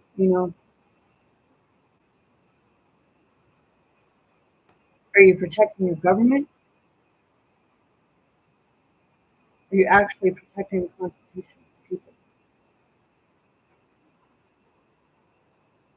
Because if you're working for the Constitution, if there is one, if you were working for the Constitution, would it not be in place for the people? So would that not mean that if you were working for the Constitution, you work for the people? You don't go around beating them with billy bats and whatever else? Seriously. Or you, like, if you're going with your government, so your government, like, you know, your head of state or whatever the fuck whatever the fuck it is, okay?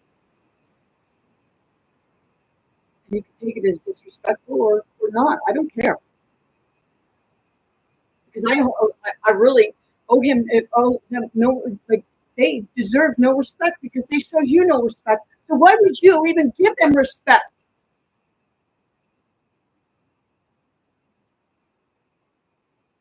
Look at your veterans that are out starving, scrounging.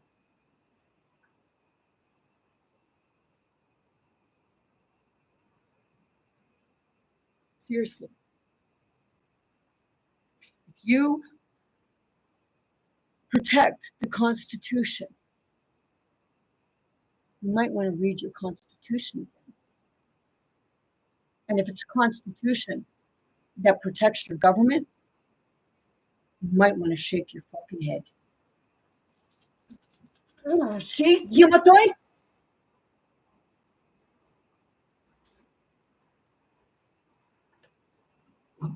Beginning with the Opium Wars in the 19th century, China has been humiliated. See?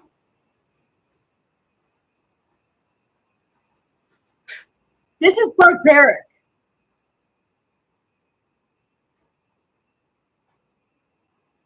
And that's what a man, like when I was in Alberta, the man that I was in his place, I was boarding in his place. When I showed him that, he said it looked very barbaric.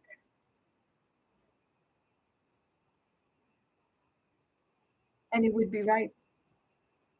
See, the thing is, I did that through a psychic drawing.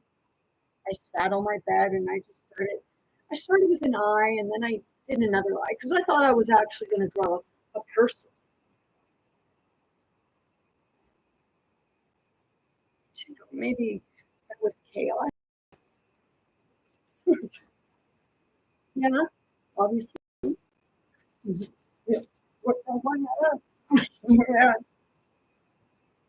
You know, people may think I look crazy and spastic and, oh, well, you should be humiliated for committing. No, I shouldn't. Maybe you should be humiliated for the way you treat people. Maybe you should be humiliated for, like, you know, thinking that what the government does to other people is okay.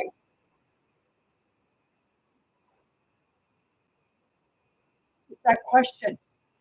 Would it be okay if it was happening to you? It's a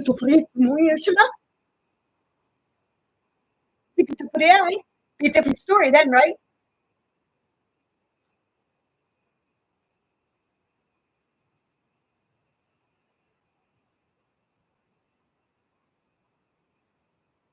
Time and again by stronger foes, Britain, Japan, and Russia.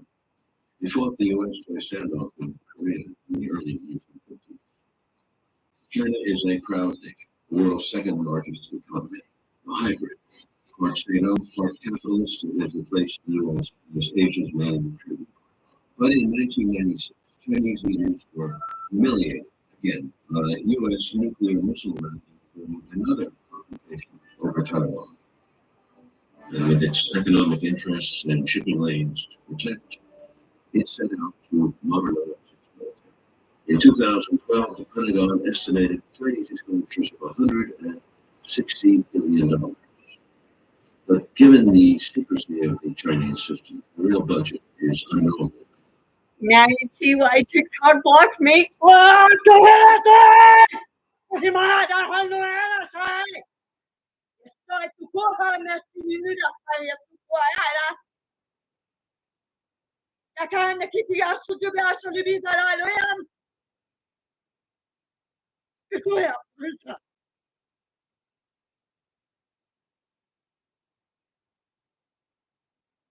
There was a video.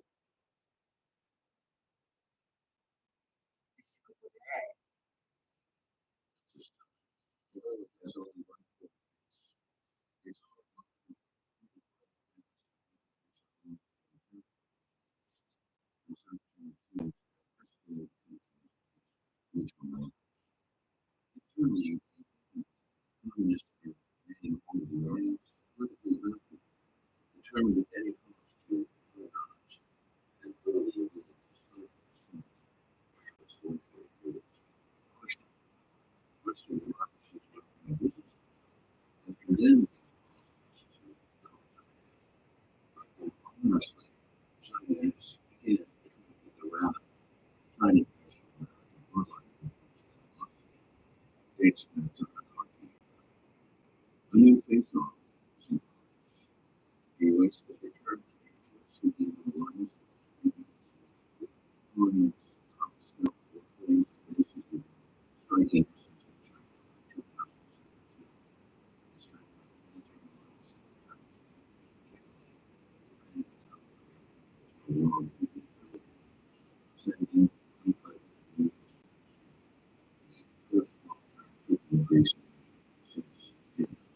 the Chinese equally on the demonstrations so they have accused seeking to conserve the fear of the U.S. as the late conservative political scientist Samuel Huntington in 1996.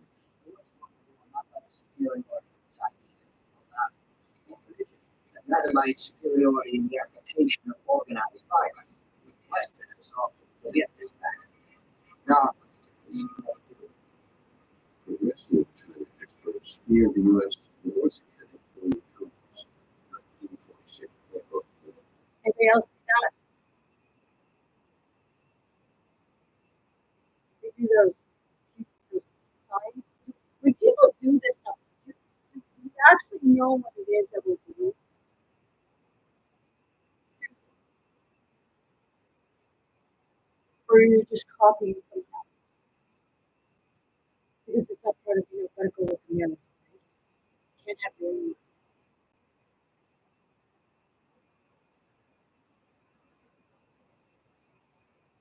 I'm connected to spirit, and you know, maybe they are too. But they have to jump. Because it's not part of, you know, the true spirit loves, right? It doesn't fight and create. It doesn't beat the shit out of each other. It doesn't chop each other's heads off. It doesn't stab each other to death or blow each other up. Egos do that. Pompous ass, egotistical, self-centered people. Did I call people names? Well, did I call them names or did I just kind of say it how it is? Egotistical ego.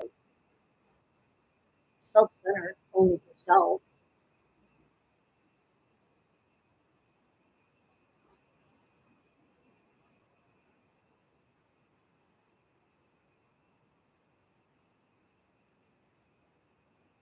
No, I'm not for self.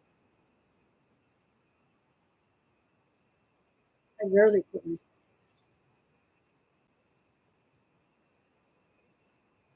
Because if I was putting myself first, I wouldn't be on this camera. You know, I'm fine with it. But like, fuck, when I go through it, it hurts. So, you know, hey, sit with that for a while. The Soviet Union in an attempt to contain China. The same situation exists once again with the Western Cultural for China's policy, but this time holding $1 trillion in North Treasury bonds. The Chinese will imperil the U.S. economy and recognize the historian Alfred McCoy delineated the real stakes we engaged. As early as 2020, Pentagon patrolled the entire world ceaselessly, relentlessly, via a triple kilometer spaceship, reaching from stratosphere to exosphere, driven by drones armed with agile missiles. And I wrote down on my book when I was talking about this, I wrote down the, you know, like a Starlink.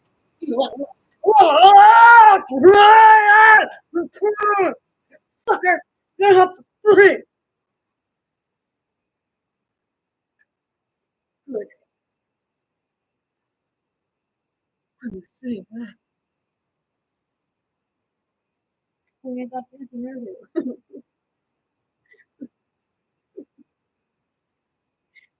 Света.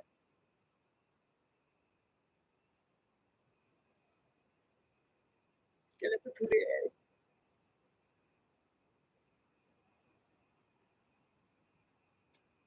Starlink and Space Force.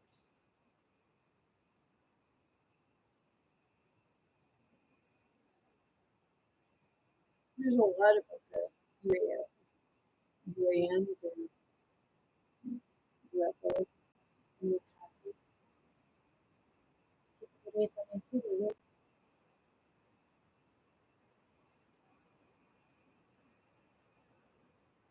The triple canopy should be able to line the entire army by ground communication, avionics, and that is the quite crucial. The illusion technologically investigative information has failed at practical missions for the past. As the favorite term of the so I hope that like whatever Elon Musk wants to do, whoever has,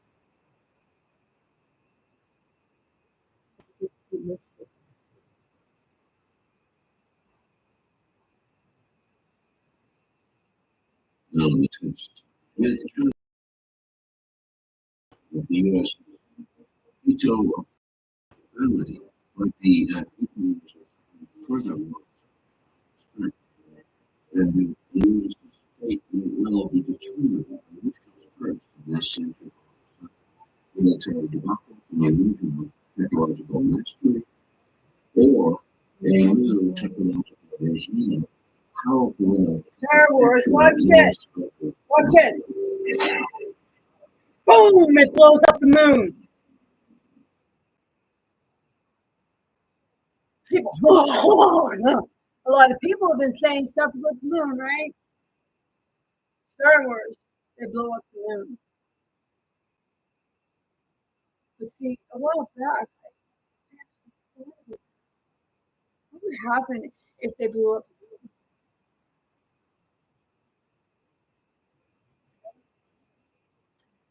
And what I got was if they blew up the moon, it would level all the waters out. And the temperature everywhere would be around 75 degrees.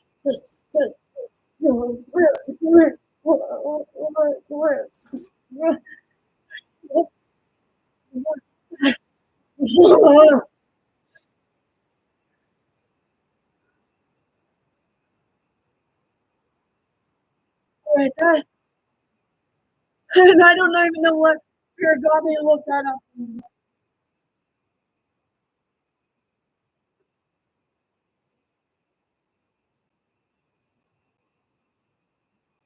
Let's see what it says about that. If it even gives me.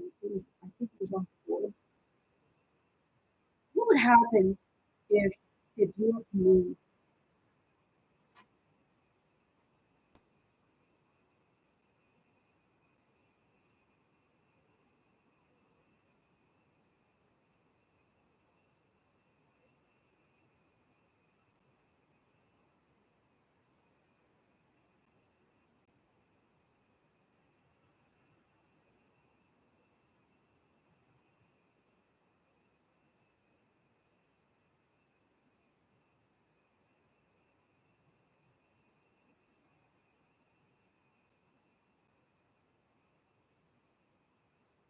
If the black, oh, yeah, let's see.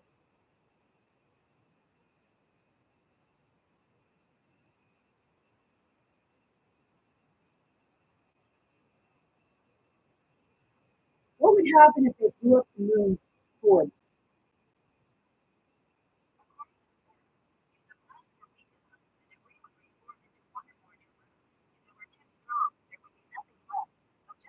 Magnitude, and it would create a ring system around Earth.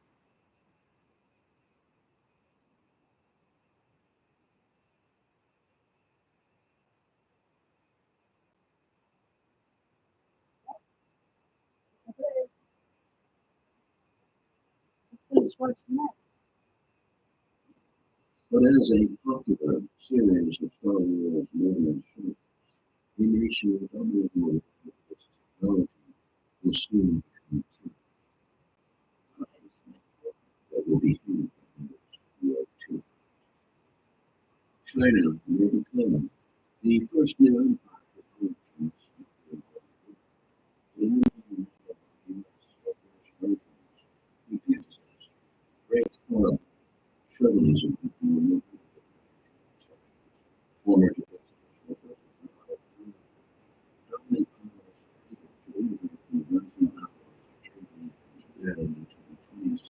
system, resulting in two catastrophic world wars. History was not going to repeat itself. The Chinese must surely repeat itself.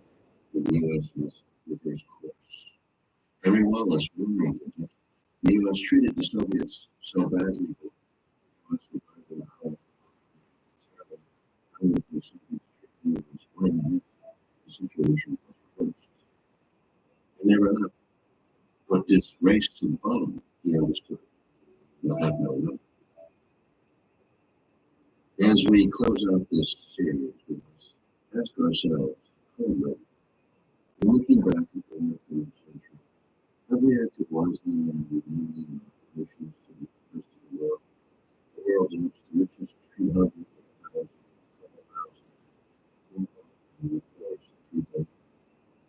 have we done right to police the world? Have we done things for good, for understanding, for peace? We must look at the world. Have we perhaps self-love become the engines of the despair? Claims of victory in the Second World War, and justification for the atomic bomb dropped on Japan, though aimed at the Soviet Union, were the founding myths of our nation, the national security state, and the nation's elites have benefited from it. The bomb has allowed us to win on many levels, which makes us, because we were right, and because we were right, have they forgotten. Under these conditions, there is no realm. The Secretary of State Madeleine Albright said, but if we have to use force, it is because we are the indispensable nation. Because we can, our mistakes are forgiven, and our cruelty is justified as benignly motivated. But domination doesn't last. 5 major empires collapsed in the lifetime of President World War II. Britain, France, Germany, Japan, and Southern Europe. 3 more empires. Russia, Australia, America. The history is in the world. The United States domination of every he wisely resisted becoming a colonial weapon, and most Americans were denied all imperial potential. Perhaps it was one of the few so dominant in the world for American centuries. American colonialists, believing that defensively nationalized schemes of American potential, the United States would to the vision which seemed within the grasp in 1944 Wallace president, and 1953 Stalin U.S. president, or John F. Kennedy, Khrushchev, 1964, Bush, and he did not, or Obama, 2008. History has shown us the curve of the ball could have gone differently. These moments will predicted in a different form. Will we be ready? I think back to Franklin Roosevelt, the last day of his life, cabling the country. I would minimize the problem because these problems, one form or another, these were wrong every day. Most of them breaking out. Calming down situations that occur, letting things happen without overreacting, seeing the world despite lies and carrying the news with true everything and compassion, trusting the collective will of this planet to survive, ending the thoughts of We're not submitting our socialism and populism. We're not cut out the talk of domination. We stop appealing to God to bless America. What language and national project prepares us proven not to be the way. The only one, something in the 1970s, we need to feminize. I thought it strange then. And then I realized that My ex-husband heard the feminized. Oh, he got aggravated with that. It's that part of, the ego is afraid to be because the ego thinks that everything's going on. You could have war with say that you're a man. Really? Because where does the word man come from? It comes from the word woman. Because the man came from the womb. The womb. And where's the womb? The womb is the womb.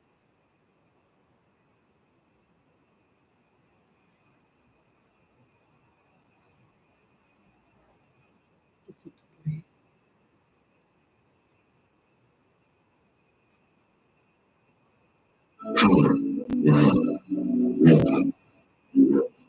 Grandmother That's Earth. why respect the law. Can we not cut out the talk of domination? Can we stop appealing to God to bless America? Hard language and nationalists who track that theirs is proven not to be the way. The only one said that in the 1970s, we need to feminize. I thought it strange then. Love. And then I realized there was power in real power. Grandmother Earth has had enough. How many knew that, like, the Earth's name is Terra? And I don't realize that Gaia is the ultimate Terra. And Terra is, maybe Terra is the most the grandmother? The mother?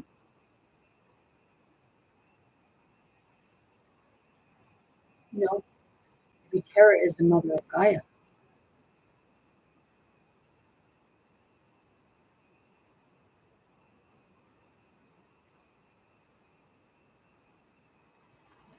In real love. Let us finally back to respect the law, not of the human, but the law of civilization, by which we And if Terra is the mother of Gaia, and Gaia is the mother of Earth.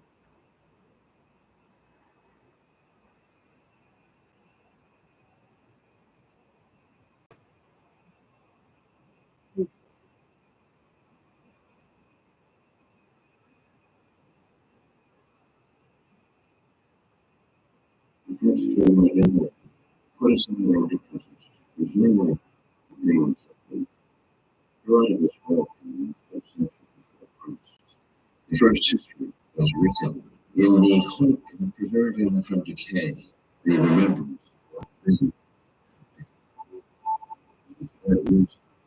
history of love was not only one of death, but one also of honor, achievement, kindness, and civilization. There is a way forward, remembering the past. And then we can start step by step, baby, reaching for the stars.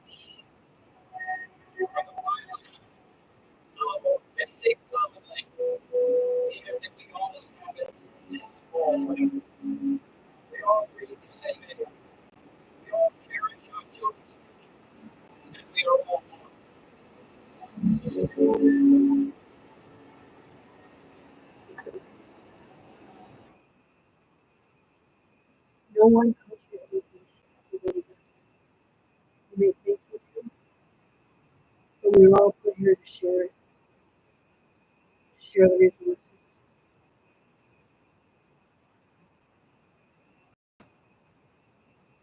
share our creativity, share our community. That's what we came here to learn to do.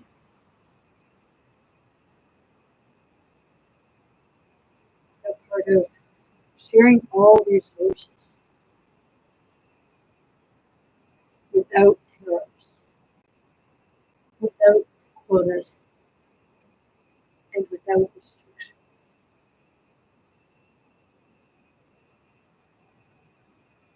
Because without tariffs, without quotas, and without restrictions is the truth.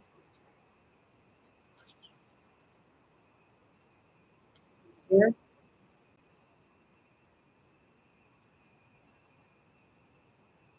the meaning of free trade. Here's the definition of free trade. International trade left its natural course without tariffs, quotas, or other restrictions.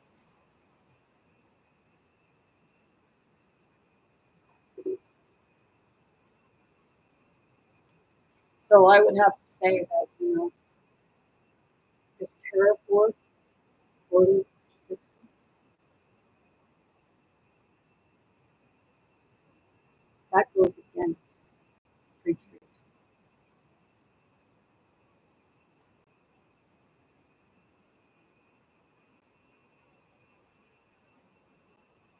So,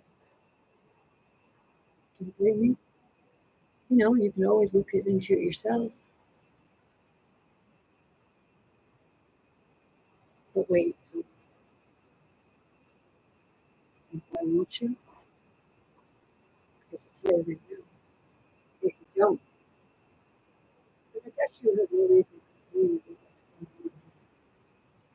But you don't want to complain, do you? Right? Now, let's read about the moon.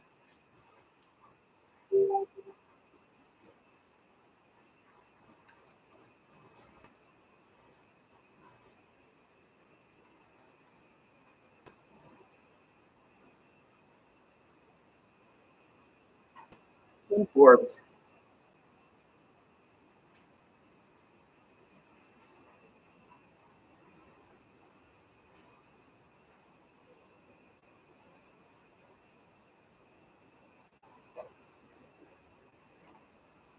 Oh, shit.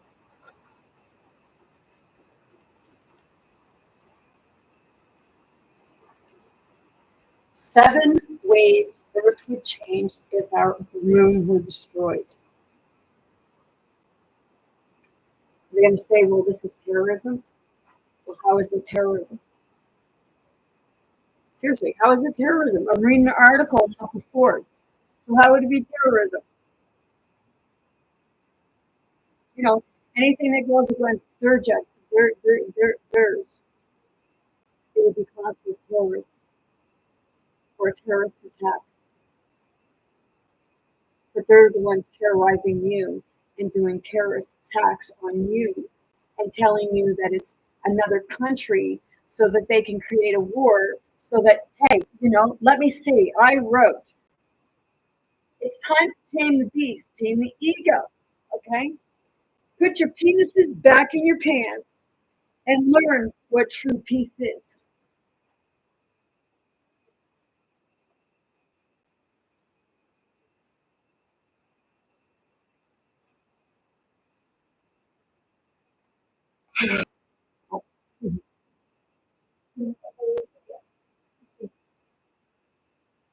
I'm sitting next to a wood stove, so nearly the entire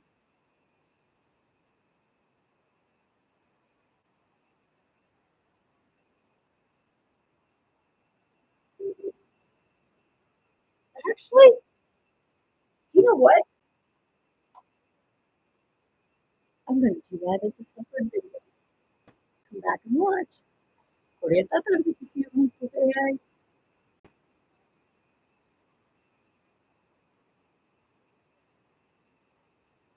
So, what does the universe want everyone to know?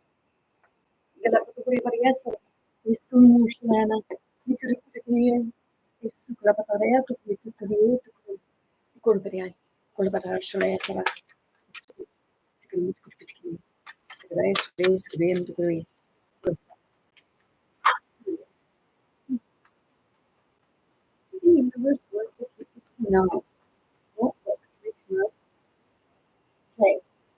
Ooh, well, that's the second time. Yesterday, heartache and loss came up. Let's see, let's see. The base chakra and the emotional withdrawal.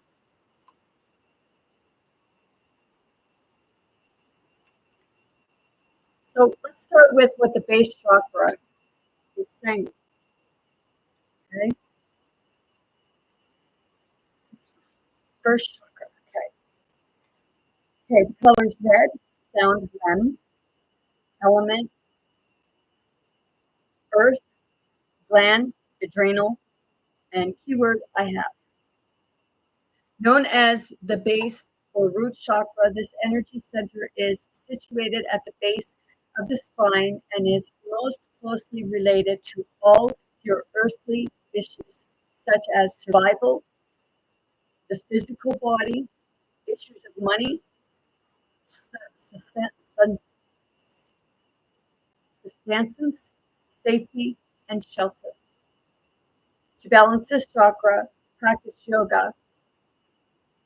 Practicing yoga can be extremely beneficial. Dancing or light physical exercise will also help keep the energy flowing and harmonious.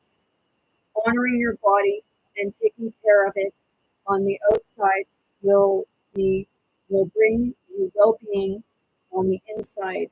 It works both ways. So heartache and loss.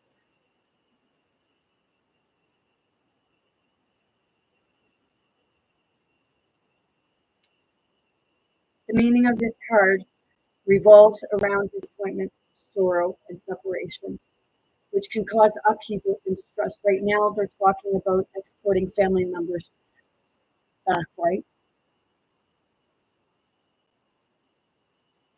It takes all the strength. And I was watching this girl, I was watching this one, and she said, because somebody was accusing her of, like, saying she was an immigrant, right?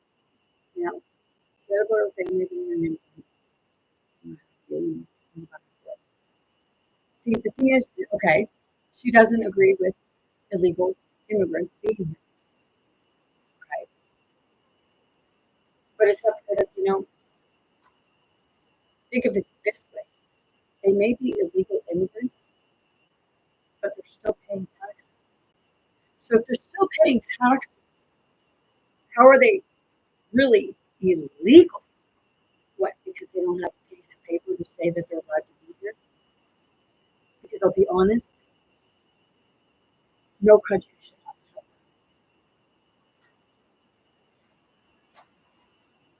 And that's not the terrorist thing. It's saying, you know, people should be able to move freely, but, you know, okay, yes, keep an eye on ones that are said to be dangerous. Okay, they can be rehabilitated. But if you're like, you know, because a lot of immigrants are actually here illegally, whether Canada, States, or other countries, whether you want to believe it or not. Because these people that are coming back were never really illegal immigrants. You think of it this way. You said your parents were immigrants. They come over here. But see, the thing is, maybe those immigrants that the ones you're calling immigrants, maybe they were actually from here. And they're coming home. Because I'm going to get to the thing with regards to Canada.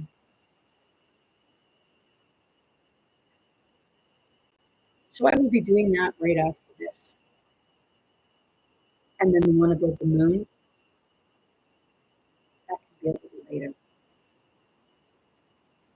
So it's that part of, you know, before you decide that people want to say that, you know, even illegal immigrants, how about instead of shipping them back, how about not making it, like, how about actually allowing them to said legal immigrants, which, you know, like I said, nobody anywhere in the world should be considered an illegal immigrant because you're all part of Gaia, whether people want to believe that or not. Because right now, a lot of people are part of chaos, but is chaos not happening on Gaia?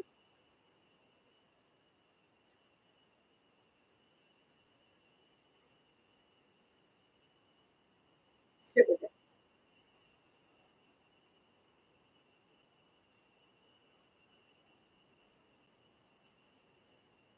And go watch the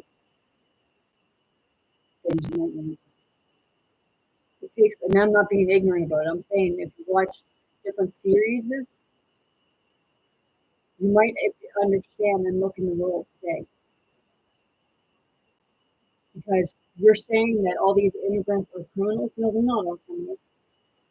Most of the criminals were already here before they even showed up.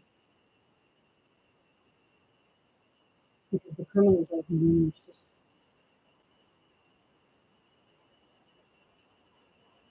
It takes all the strength you have at this moment in order to pass the pain and build your heart. The love that has been given to another should now be focused on you. You have to love yourself, okay? Love yourself. And some people say, oh, well, you know, if you don't help others, that's selfish. Well, don't you have to be in the ability to help others? How can you truly help someone else if you can't even fucking help yourself? So it's that part of getting your own shit together and then going and helping people properly and teaching them how to help themselves.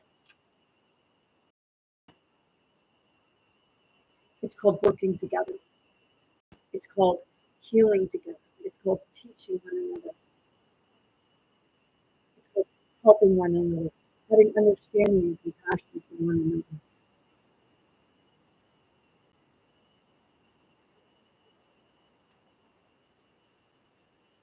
Although you might look at this card as being negative, it can act as a harmonious catalyst, encouraging you to move on. And that's what this is. You're being told to move on from the past.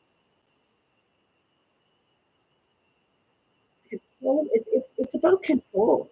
They keep the people fighting, thinking that these people are all bad and everything like that, but it's actually them. Seriously. So it's that part of, you know, don't tell me you believe in Jesus and Yeshua or God, what have you. If you don't realize it's not going to help you.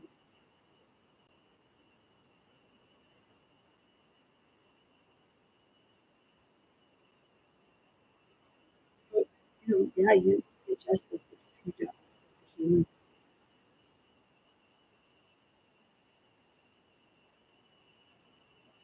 Just tell you right now, Canadians are going to put forward.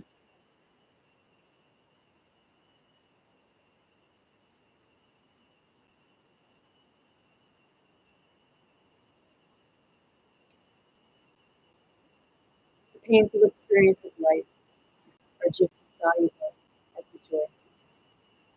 You may not appreciate the sediment at this challenging time, but life goes. But life does have a way of pushing you forward, even though you may not always know the final destination. It's going to hurt. Don't lie with that. As you endure the last period, learn not to dwell on the past, but use your strong mental control to deal with your emotions. I don't say deal with, I say to work through your emotions. Have faith in knowing that you will get through this. Because it's like somebody coming up to you and you're having an emotion or what happened, and they look at you and it's like, oh, will you just deal with it? It's like, hey, will you just go fuck off and pound sand? It's no. It's that part of working through it, working through your emotions, asking yourself what created the emotions, what are you experiencing within your body? That's the part of the awareness. You become self-aware. Stages of healing, you're self-aware of your own feelings, and then you can understand others, and you can go back, you can go past the facade, because then you can heart to heart, and then you realize heart to heart is spirit to spirit. You say the Holy Spirit. It's the Holy Spirit. The Holy Spirit represents everything in the world, because it's every bit of consciousness, and we all have consciousness.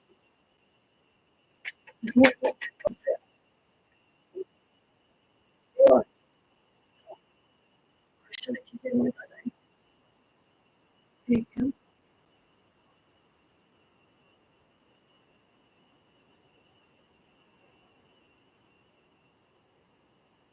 Have faith in knowing that you will be free.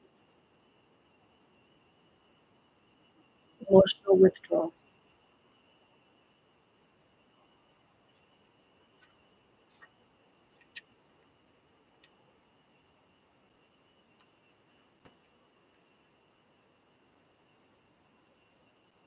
Emotional withdrawal. This card represents moving away or withdrawing from a current situation in your life, whether it's an old love, a relationship, or leaving behind what was once familiar in search of new horizons or beginnings. On a physical level, it's easy to get caught up in the materialistic world, but it's just as important to retreat from the outside world to enable you to pause, reflect, and heal. Schedule some alone time so you can commune with your soul and give the power of spirit the opportunity to restore your energy level, giving you vitality to move forward in a positive direction. The number 8 represents infinity, passion, control, and power. This is your time. Use this opportunity to tap into your heart and soul in order to find the courage and strength to continue the journey into that wonderful, undiscovered territory. Actually, soul would represent the mind, the ego, what have you. Spirit represents the heart, and soul, when soul and spirit, the heart and mind come together. That's when you find the balance. That's when the love comes. Because your ego are more of the shadows, the darkness.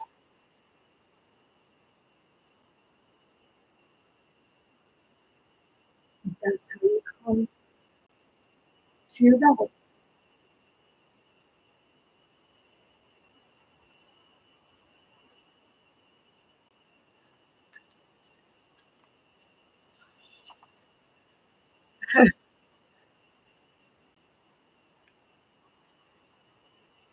So, that being said, I'm sending on much love, light, many blessings, and support, and very good health to anyone in the room wanting, willing to receive and accept. I want you all to be big, bold, brave. Most importantly, be yourself. Be your authentic self. Be who you are, not who somebody said you are and you have to be. Be kind to yourself and others. Be truthful to yourself and others. And know that you have more strength. I'm sending you all love. Please join me, especially all you Canadians. It's going to get interesting.